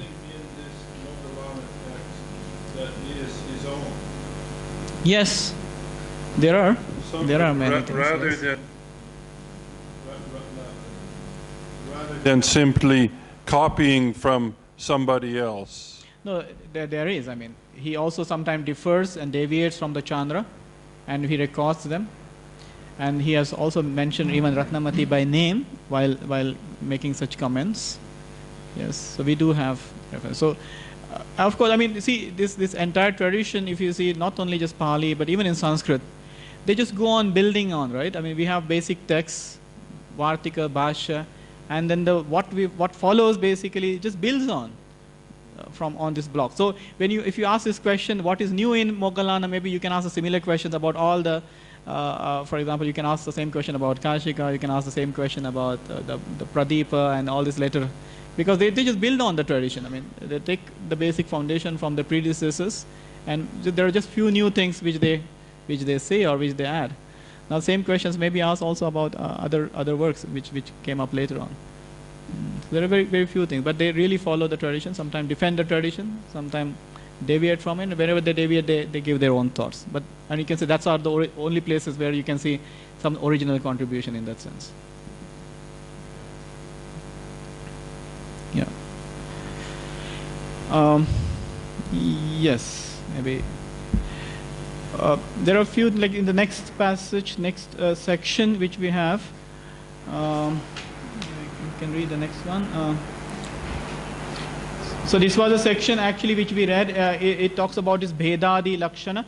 This Vyapeksha has this there are three views about Vyapeksha which are discussed in the Mahabhashya as well, and also in the other treatises, where we have Vyapeksha Lakshana Samarthya is either Bheda or Sansarga, or both Bheda and Sansarga. So differentiation, association, or both. There are the three views about the Vyapeksha, and the Vakyartha which he has enumerated here.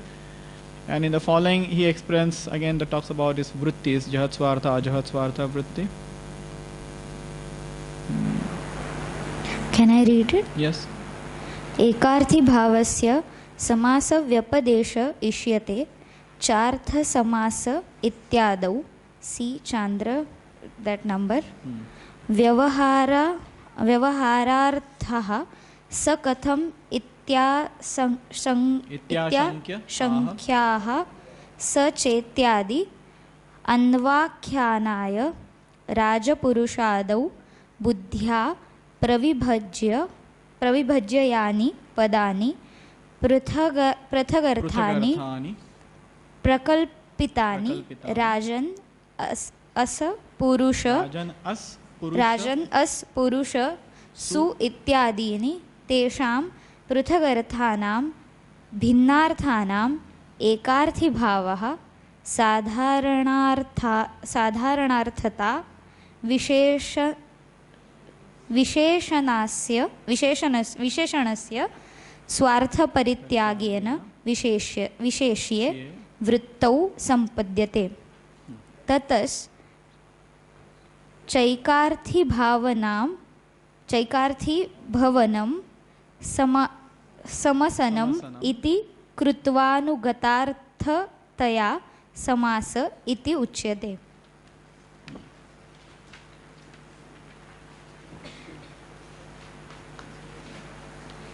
एकत्थीभावस्य समासव्यपदेशो अभिमतो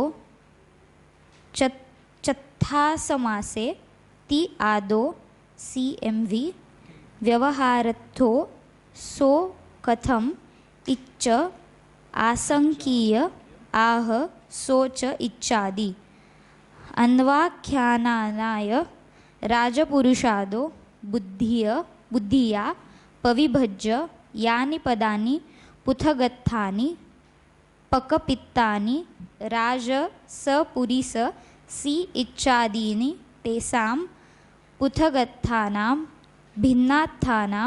भिन्नत्थानाम् एकार्थीभावो साधारणथता विशेषणस्य सकत्थपरित्यागेन विशेष्ये वृत्तीयं सम्पज्यते। ततो च एकत्थीभावनं समसनम् इति कत्वा अनुगतथताय समासो ति उच्यते। I can see again exact parallel. Now here, let me tell you that in the Chandra Panjika manuscript, we had a reading when we have this Rajan Ngas Purushaha Su. Purusha with Visarga. Purushaha Su. Which was of course a wrong reading, and it should have been just Raj, because he's now showing you the Prakriya where the Pratyas are separated from the stem form. So just have Rajan Ngas Purusha Su. So it should be just Purusha Su. But it has a Visarga.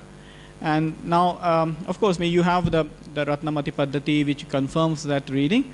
But we can also use, Moggallana Panjika is also another source. We can clearly see that Raja Sa Purisa Su. So you clearly see that after Purisa, actually there is no Visarga or there is no case ending there. So in this way, you can say if you just go on using this parallelly, either you can use text of Moggallana Panjika even to correct the readings in the manuscript of Chandra Panjika, or just to kind of get one more confirmation from it. So it can actually help you to confirm the reading of the manuscript, or sometime if the manuscript reading is corrupt, it can also help you to amend it. And we have been doing it when we are working with this with our other portions, whenever we have sufficient ground for it, of course. And similarly, as we say that in this earlier passage which we read, I just missed that point, that as you pointed out, that at one place Moggallana has Natu, and other places he has Nahi, and actually Sanskrit has Nahi in both places in this earlier paragraph. And there actually I would suggest, if I make an addition, that I would suggest to to actually amend this Natu with Nahi, which Moggallana himself also uses later on. So I treat it as a mistake in either in print while printing, or mistake while he has transcribed the text, or whatever. So but there must be this clearly a corruption there. So, and we can use this other manuscript, Sanskrit version here for as a witness for editing or for kind of correcting some of the mistakes which are there in the printed edition of Moggallana Panjika. So both can be used for mutual benefit, for editing the Sanskrit text and for revising the printed edition of Pali also.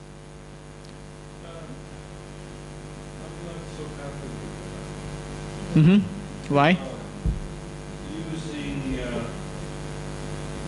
Using one to correct the other.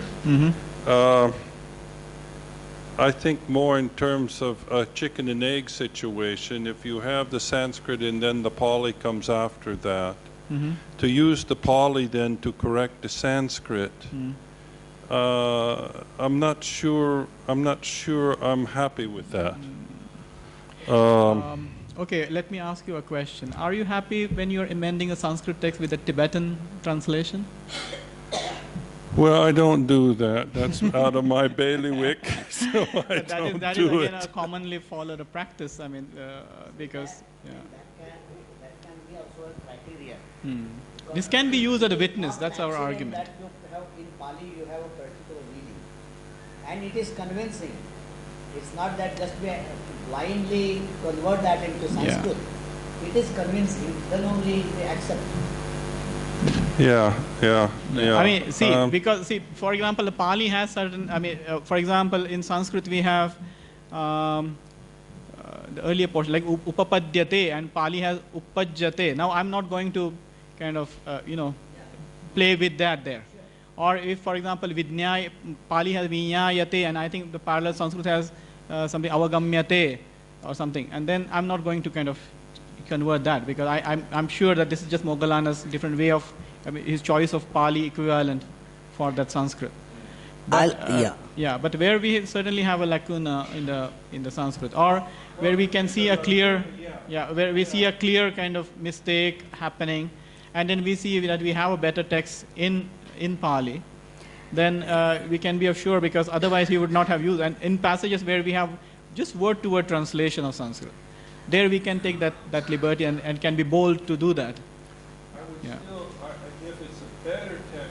Pali, then I still would back off. But if there's a lacuna, yeah, okay, fine. You're missing text. The Pali has it. Probably it was there at one point in the Pali translated it. No, for example, But not to say, okay, it's a better text, so we'll choose that. No, I mean better text in terms of where we see a clear mistake, and there when we see that that if we have in Pali we have option which actually does not have offers that a better yeah, reading. Now see, in case of this Vakya Vyapeksha, You're dealing with a printed edition. Yeah. Yeah, that's true. No problems with mistakes. So you might just be transposing one mistake onto another. Yeah, it if is. You choose the Pali reading. over no, the see, for Sanskrit.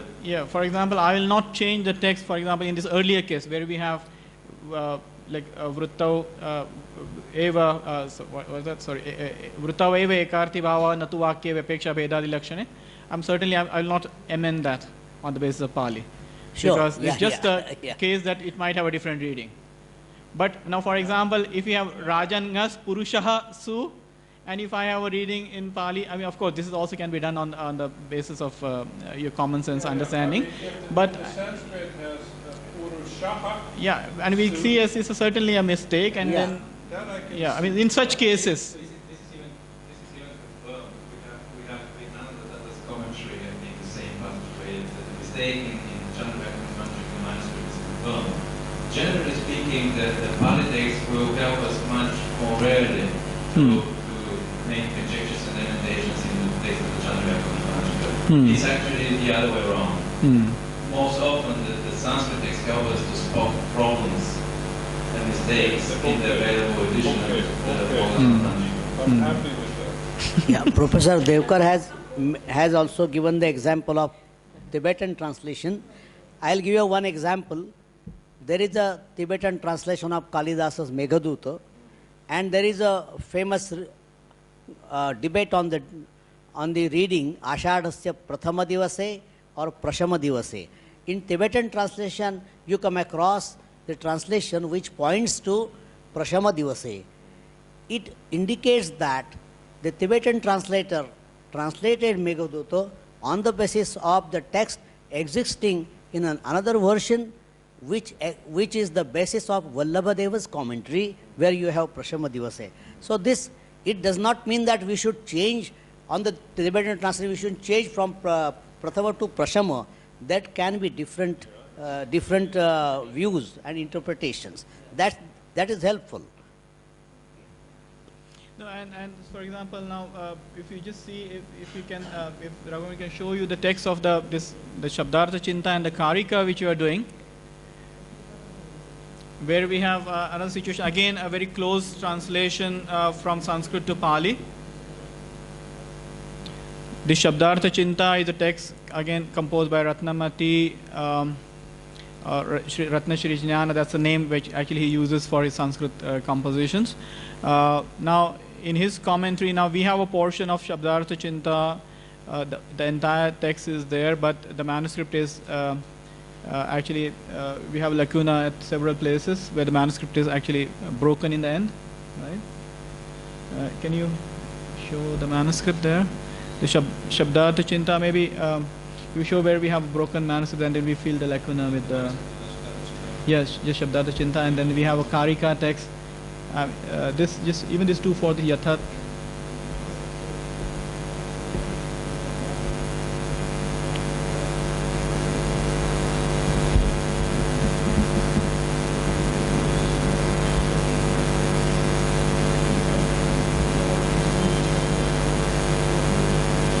Where we are Yatha, Yatra, Yatha.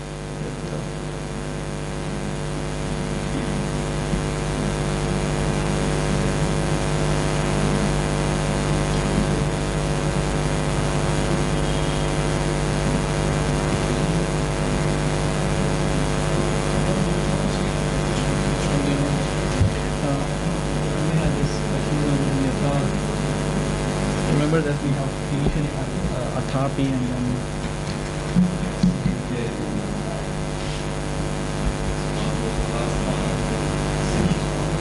yeah. Now here we have this another text called Shabdartha Chinta. I'll just leave you with this the Chandra Panjika thing there, but I'll just kind of bring out this another text. I mean, this on which we are working together. This Shabdartha Chinta is as I said, it's a text on the philosophy of language by Ratnashri Jnana, the same Ratnamati, and we have now another text in Pali, which as part of it, I mean, it uses extensively this Shabdartha Chinta. Dhammasenapati was a Burmese grammarian of 11th century, and he has written a text which is simply called as Karika. It's Karika text on the Katantra, the Kachayanas grammar. That's what he says at the beginning. And then there in this Karika text, he discusses several topics. And except this initial few chapters, where he also uses material from other important works, we have certain sections where he is talking about the Shabdarthas and the Shabda different types and so on and so forth, where he extensively uses this Shabdartha Chinta text. And again, we can see a Pali, almost a Pali word-to-word translation of the same. Now, this was recently discovered by Dragomir when we were working, because we had a problem with this manuscript. We had a very good manuscript of Shabdartha Chinta, but it was broken at ends. And then because of that, often we have this lacuna of 4 to 5 aksharas. And then we had one portion for the second chapter. We had a portion where we had a commentary, auto commentary on the text. But the manuscript of the auto commentary is also not complete. We only have commentary on some verses of the second chapter. But for the rest, we don't have any commentary as well. So in the second chapter, where we had a commentary, we could fill those lacuna with the help of commentary. But then in the case of the rest, we were really helpless. I mean, Dragomir really found out some parallels of this text in the later Pali works, and which were helpful. Now this is a text, again, as Dragomir said, it was very influential in Sri Lanka, especially after 11th, 12th century, till 15th century, and we see several quotations from this text, anonymous quotation without mentioning the name of Ratnamati often. But we can see the parallel works. But then when Dragomir recently discovered this Karika text, and I mean the Karika text was known, but he discovered the close affinity between Shabdartha Chinta and this Karika of the Dhammasenapati. Now we have another tool in our hands with which we can with more certainty can fill in those lacunae. I mean, you can see this example here. Yeah. You can see now this is the last answer, section number 1, Shabdartha Nidesha. And we have a problem in manuscript. You can see that the word after the beginning of the stanza is basically missing.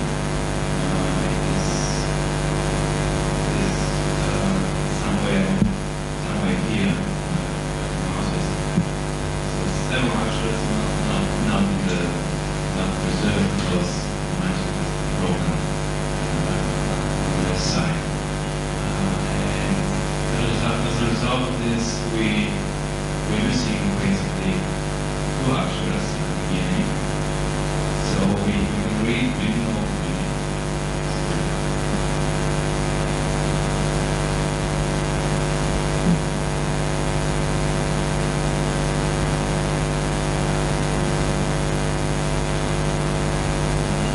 You can see here part of verb, just one part of E. Yeah, that's quite certain. Now in that case, just to remind you, what Shiva was presenting, in that case we'll have to use only one dot, and then the rest will be or we will try to reconstruct. In that case, perhaps I'll have a bold and I'll try to reconstruct E. And didn't know E, and so on. So we know that because it's mentioned text, 2 syllables are missing, and the question was, which are these 2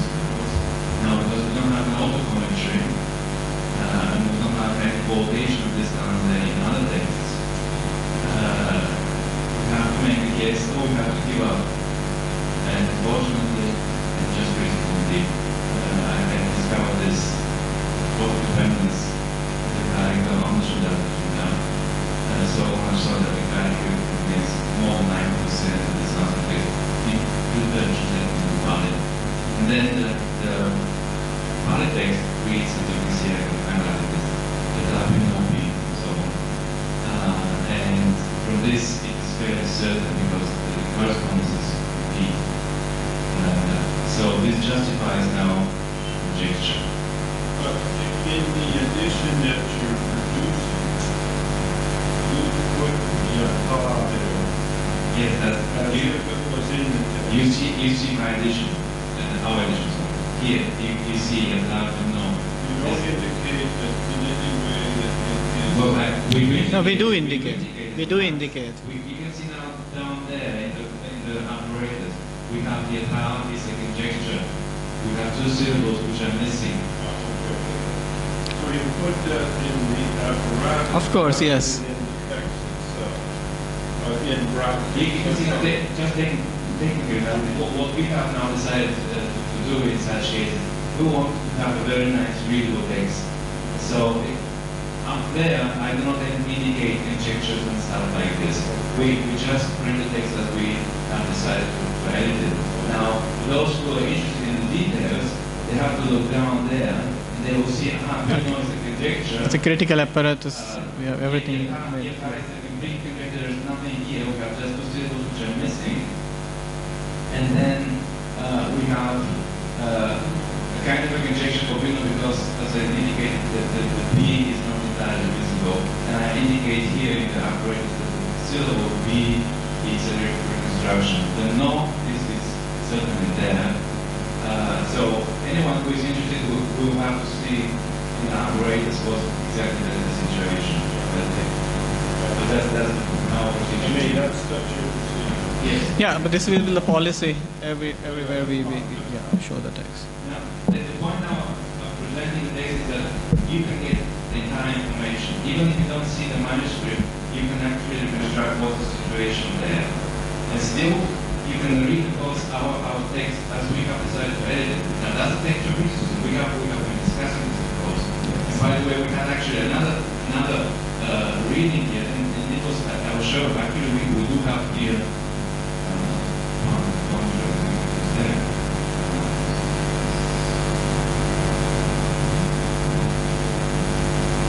Yeah, we had this Yadvat. We have a commentary there, yeah. So, we have an old commentary. And you can see now here that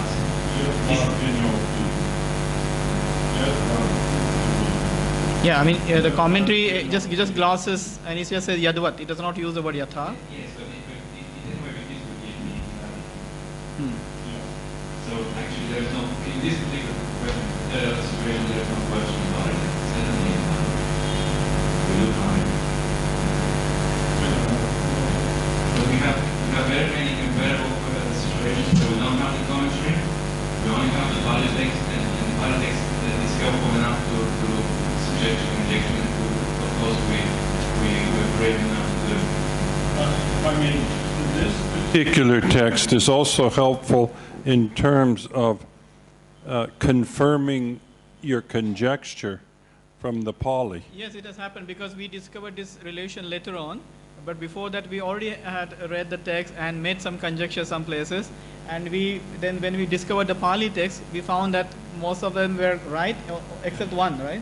Yeah, well, it's a very pleasurable Yeah. to verify That what we are conjecturing. Because we see that the Pali text does contain exactly the same corresponding word. So in most cases, actually, it is right.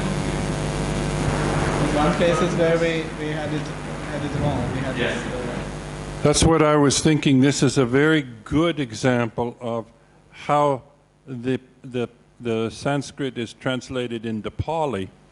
And then when you have a situation like that, you can rest assured that the Pali, that Sanskrit has to be more or less what this is, what it is based on what the Pali is. Yeah, yeah, that's what I'm saying. That's what I'm saying. So there was one portion where we had some different, in the first chapter itself, where we had different Pali, this last word. Yeah, the first. In the last portion where we had this lesson. Why is that Chaitra? Why is that capitalized? Yeah, let us, yeah. Now this is something which maybe some traditional scholars may not agree or will find it strange, but we are using the punctuation mark even in our the Chandra, the commentary, in the commentary where we have prose sections. We are using punctuation marks. We are making use of M dashes and devices like that with modern punctuation. And we are also indicating proper names with capital letters, as just as to facilitate reading.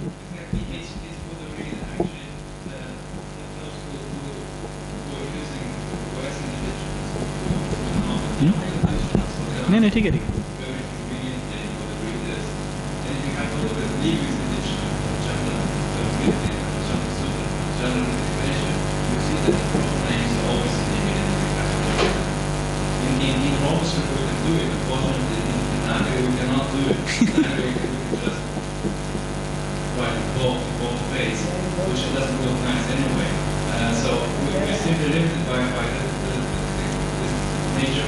Script, yeah. We can do it, and it's much easier to read it, to recognize where we come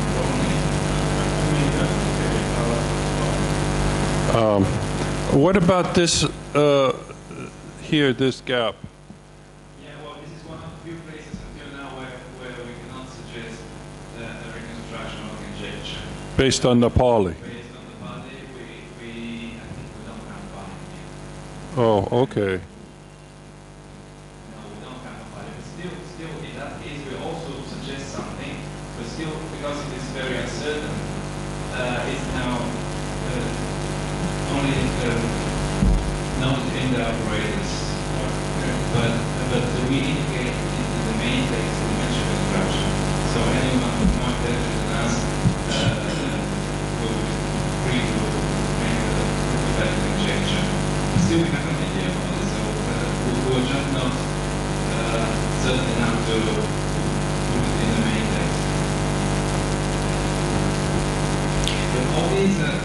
Techniques which we cannot generalize them. It's different text and yes. interpretation. Yes. So one has to decide.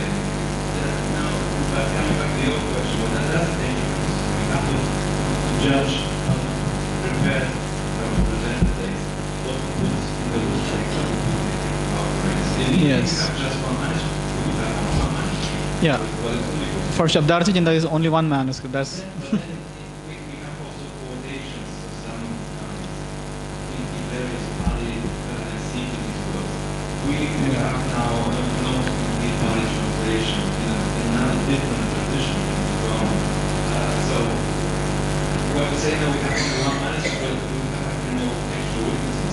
Yeah. So, I mean, this testimonia is an important witness. And again, as we can see, this testimonia is not just limited to one language. We can have it in different language as well. So, different languages and very many scripts. Yes. But actually, this is very important. I mean, it is very important to rescue this text, because otherwise now important texts like Chandravyakarana Panjika is not known to scholars. I mean, in India, unfortunately, people don't even go beyond Panini, and even in Panini, they don't even go beyond Kashika and Siddhanta Kaumudi. Yeah, I mean, even other texts in the Paninian tradition are not read and studied. Yeah, I mean, and then what to say about other grammatical traditions? Katantra, Chandra, Saraswata. I mean, nobody studies them. And I mean, now this very issue of pratyaharas which you asked me.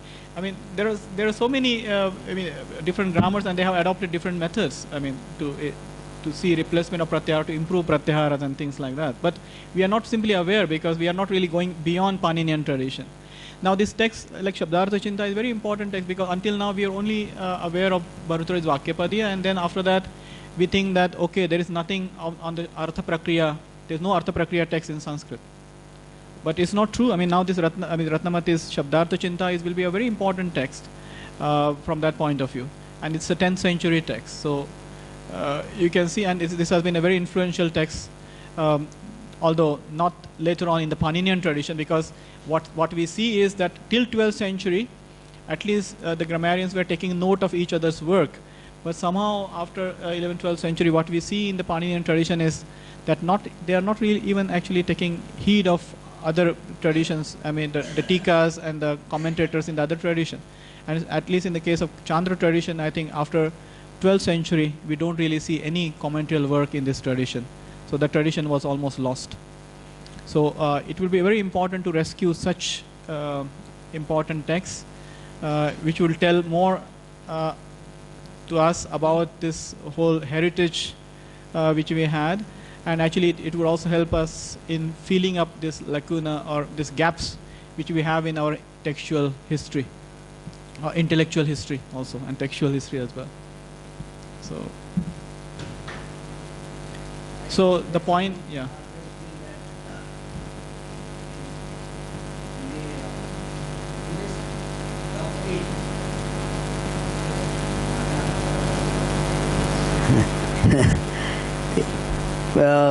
Nayayikas, Mimamsakas and Vedantins, they have tried vehemently to refute Buddhist doctrine. But the grammar school has not really bothered to refute Chandra and other grammarians. I'm not aware of that. They just simply ignored it, I suppose. And on the contrary, if you see Ratnamati, often, I mean, he quotes from, I mean, he refers to even the Paninians, and he refers to Nyasa and things like that. And then when he is presenting his views, he is not just simply sticking to the Buddhist philosophical standpoint. And he actually, in many places, he says that grammar is a sarva parishadam shastram. It's a shastra which is common to all traditions.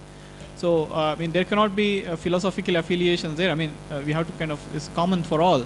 And he takes into account what Paninians have said, that they refute Paninian positions. But then that tradition has simply somehow stopped.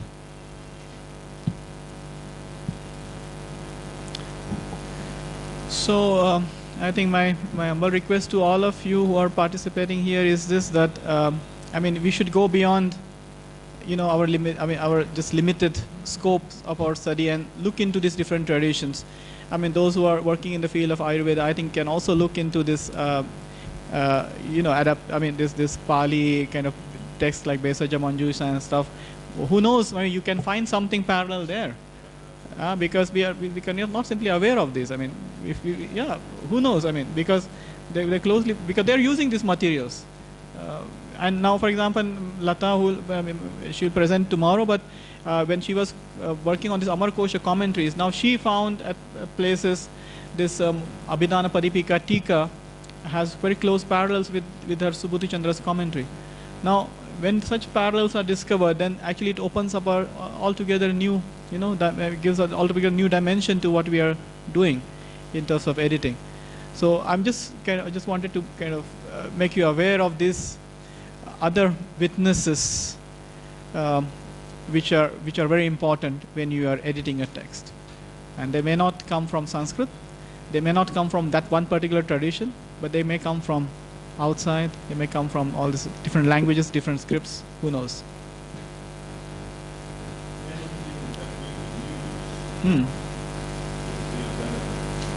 Yes. And this also tells us very important things about this 12th century, I mean, the intellectual history of Sri Lanka, even in the Buddhist tradition, that why suddenly they thought it important to have these shastras. I mean, this can be a broad question which one can take up, you know, and people have worked, I mean, Alistair Gornall, whom I mentioned, he studies the same question, this 12th century Pali grammarians, and now he uses that, I mean, this study of grammar to argue that actually this is, I mean, the Sinhalese Buddhist circles, they were now kind of establishing their own identity and trying to show how their tradition is more superior and sound, and for that purpose they are using this kind of very Shastra-like text in Sanskrit, taking them, translating them into Pali, introducing them to their Buddhist audience, and so this is a process of familiarizing something which is unknown to an audience by putting them in their own language, and then ultimately again showing that how their understanding of this matter is much more better or superior than what the other counterparts were doing in India and elsewhere. So he kind of uses this study of grammar in a more dialogical way to study the history of Buddhism in Sri Lanka in 12th century. So.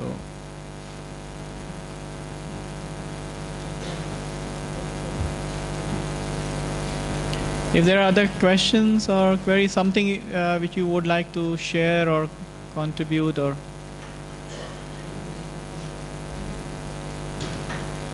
I had a question. Actually, I am not a student of Pali, but from the linguists, I heard that Pali is called the lingua franca, like Urdu language. It is something artificially made up. And would you throw some light on this concept, please? No, I mean, what I understand by lingua franca, I mean, it was a common language used by the Theravada, in Theravada countries, especially in the monastic circles, where, I mean, until now, actually, monks or sanghas in Sri Lanka, Burma, Thailand, they were communicating with each other by using Pali as a medium. And we have records, like there's a scholar, our friend Petra Keeper-Spils, she in Germany, she is working on these letters sent by these different monastic people to from Sri Lanka to Burma, and then back from Burma to Sri Lanka, and how they were kind of discussing issues using Pali as a medium. So it was certainly playing a role of a lingua franca for these Theravada Buddhist countries, because they were seeking advice and sometimes help also from the sanghas in different other countries. Now, the second which you said is artificially created language. Yes, scholars do say that. I mean, it is a kind of more as a kind of homogenized language. That's what some other scholars say, that there were different dialects and they were just put together. So Pali actually linguistically exhibit features of Eastern Prakrits, Western Prakrits, and even some South Indian features. Linguistic features are present in Pali. So it's really a mixture of many dialects, it seems. So, but who created it, when it was created? These are the questions which are, where we don't really have much than speculation. But it is a kind of a language which was kind of created, especially for preserving the scriptures. That's what they believe. But in the second phase, in Buddhaghosa's time, as I said, the Mahavihara tradition in Sri Lanka made special efforts to revive it, and they started writing, composing new texts in this language. So they kind of brought it again back in use, and they used it.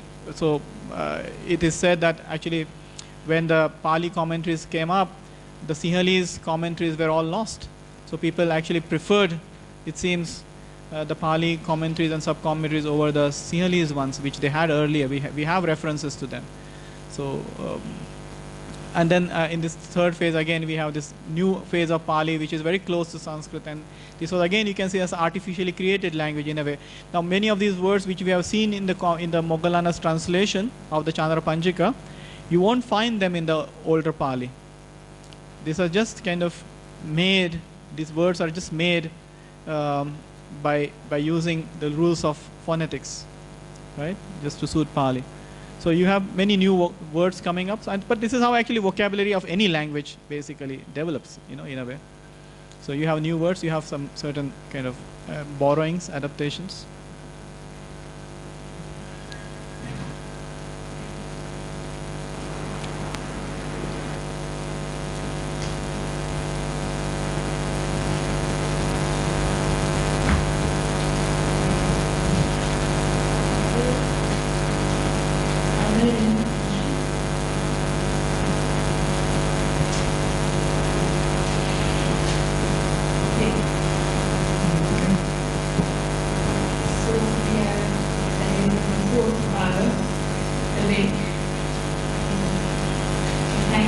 Professor Dekar for the marathon lecture, for being with us, making his lecture unbreakable.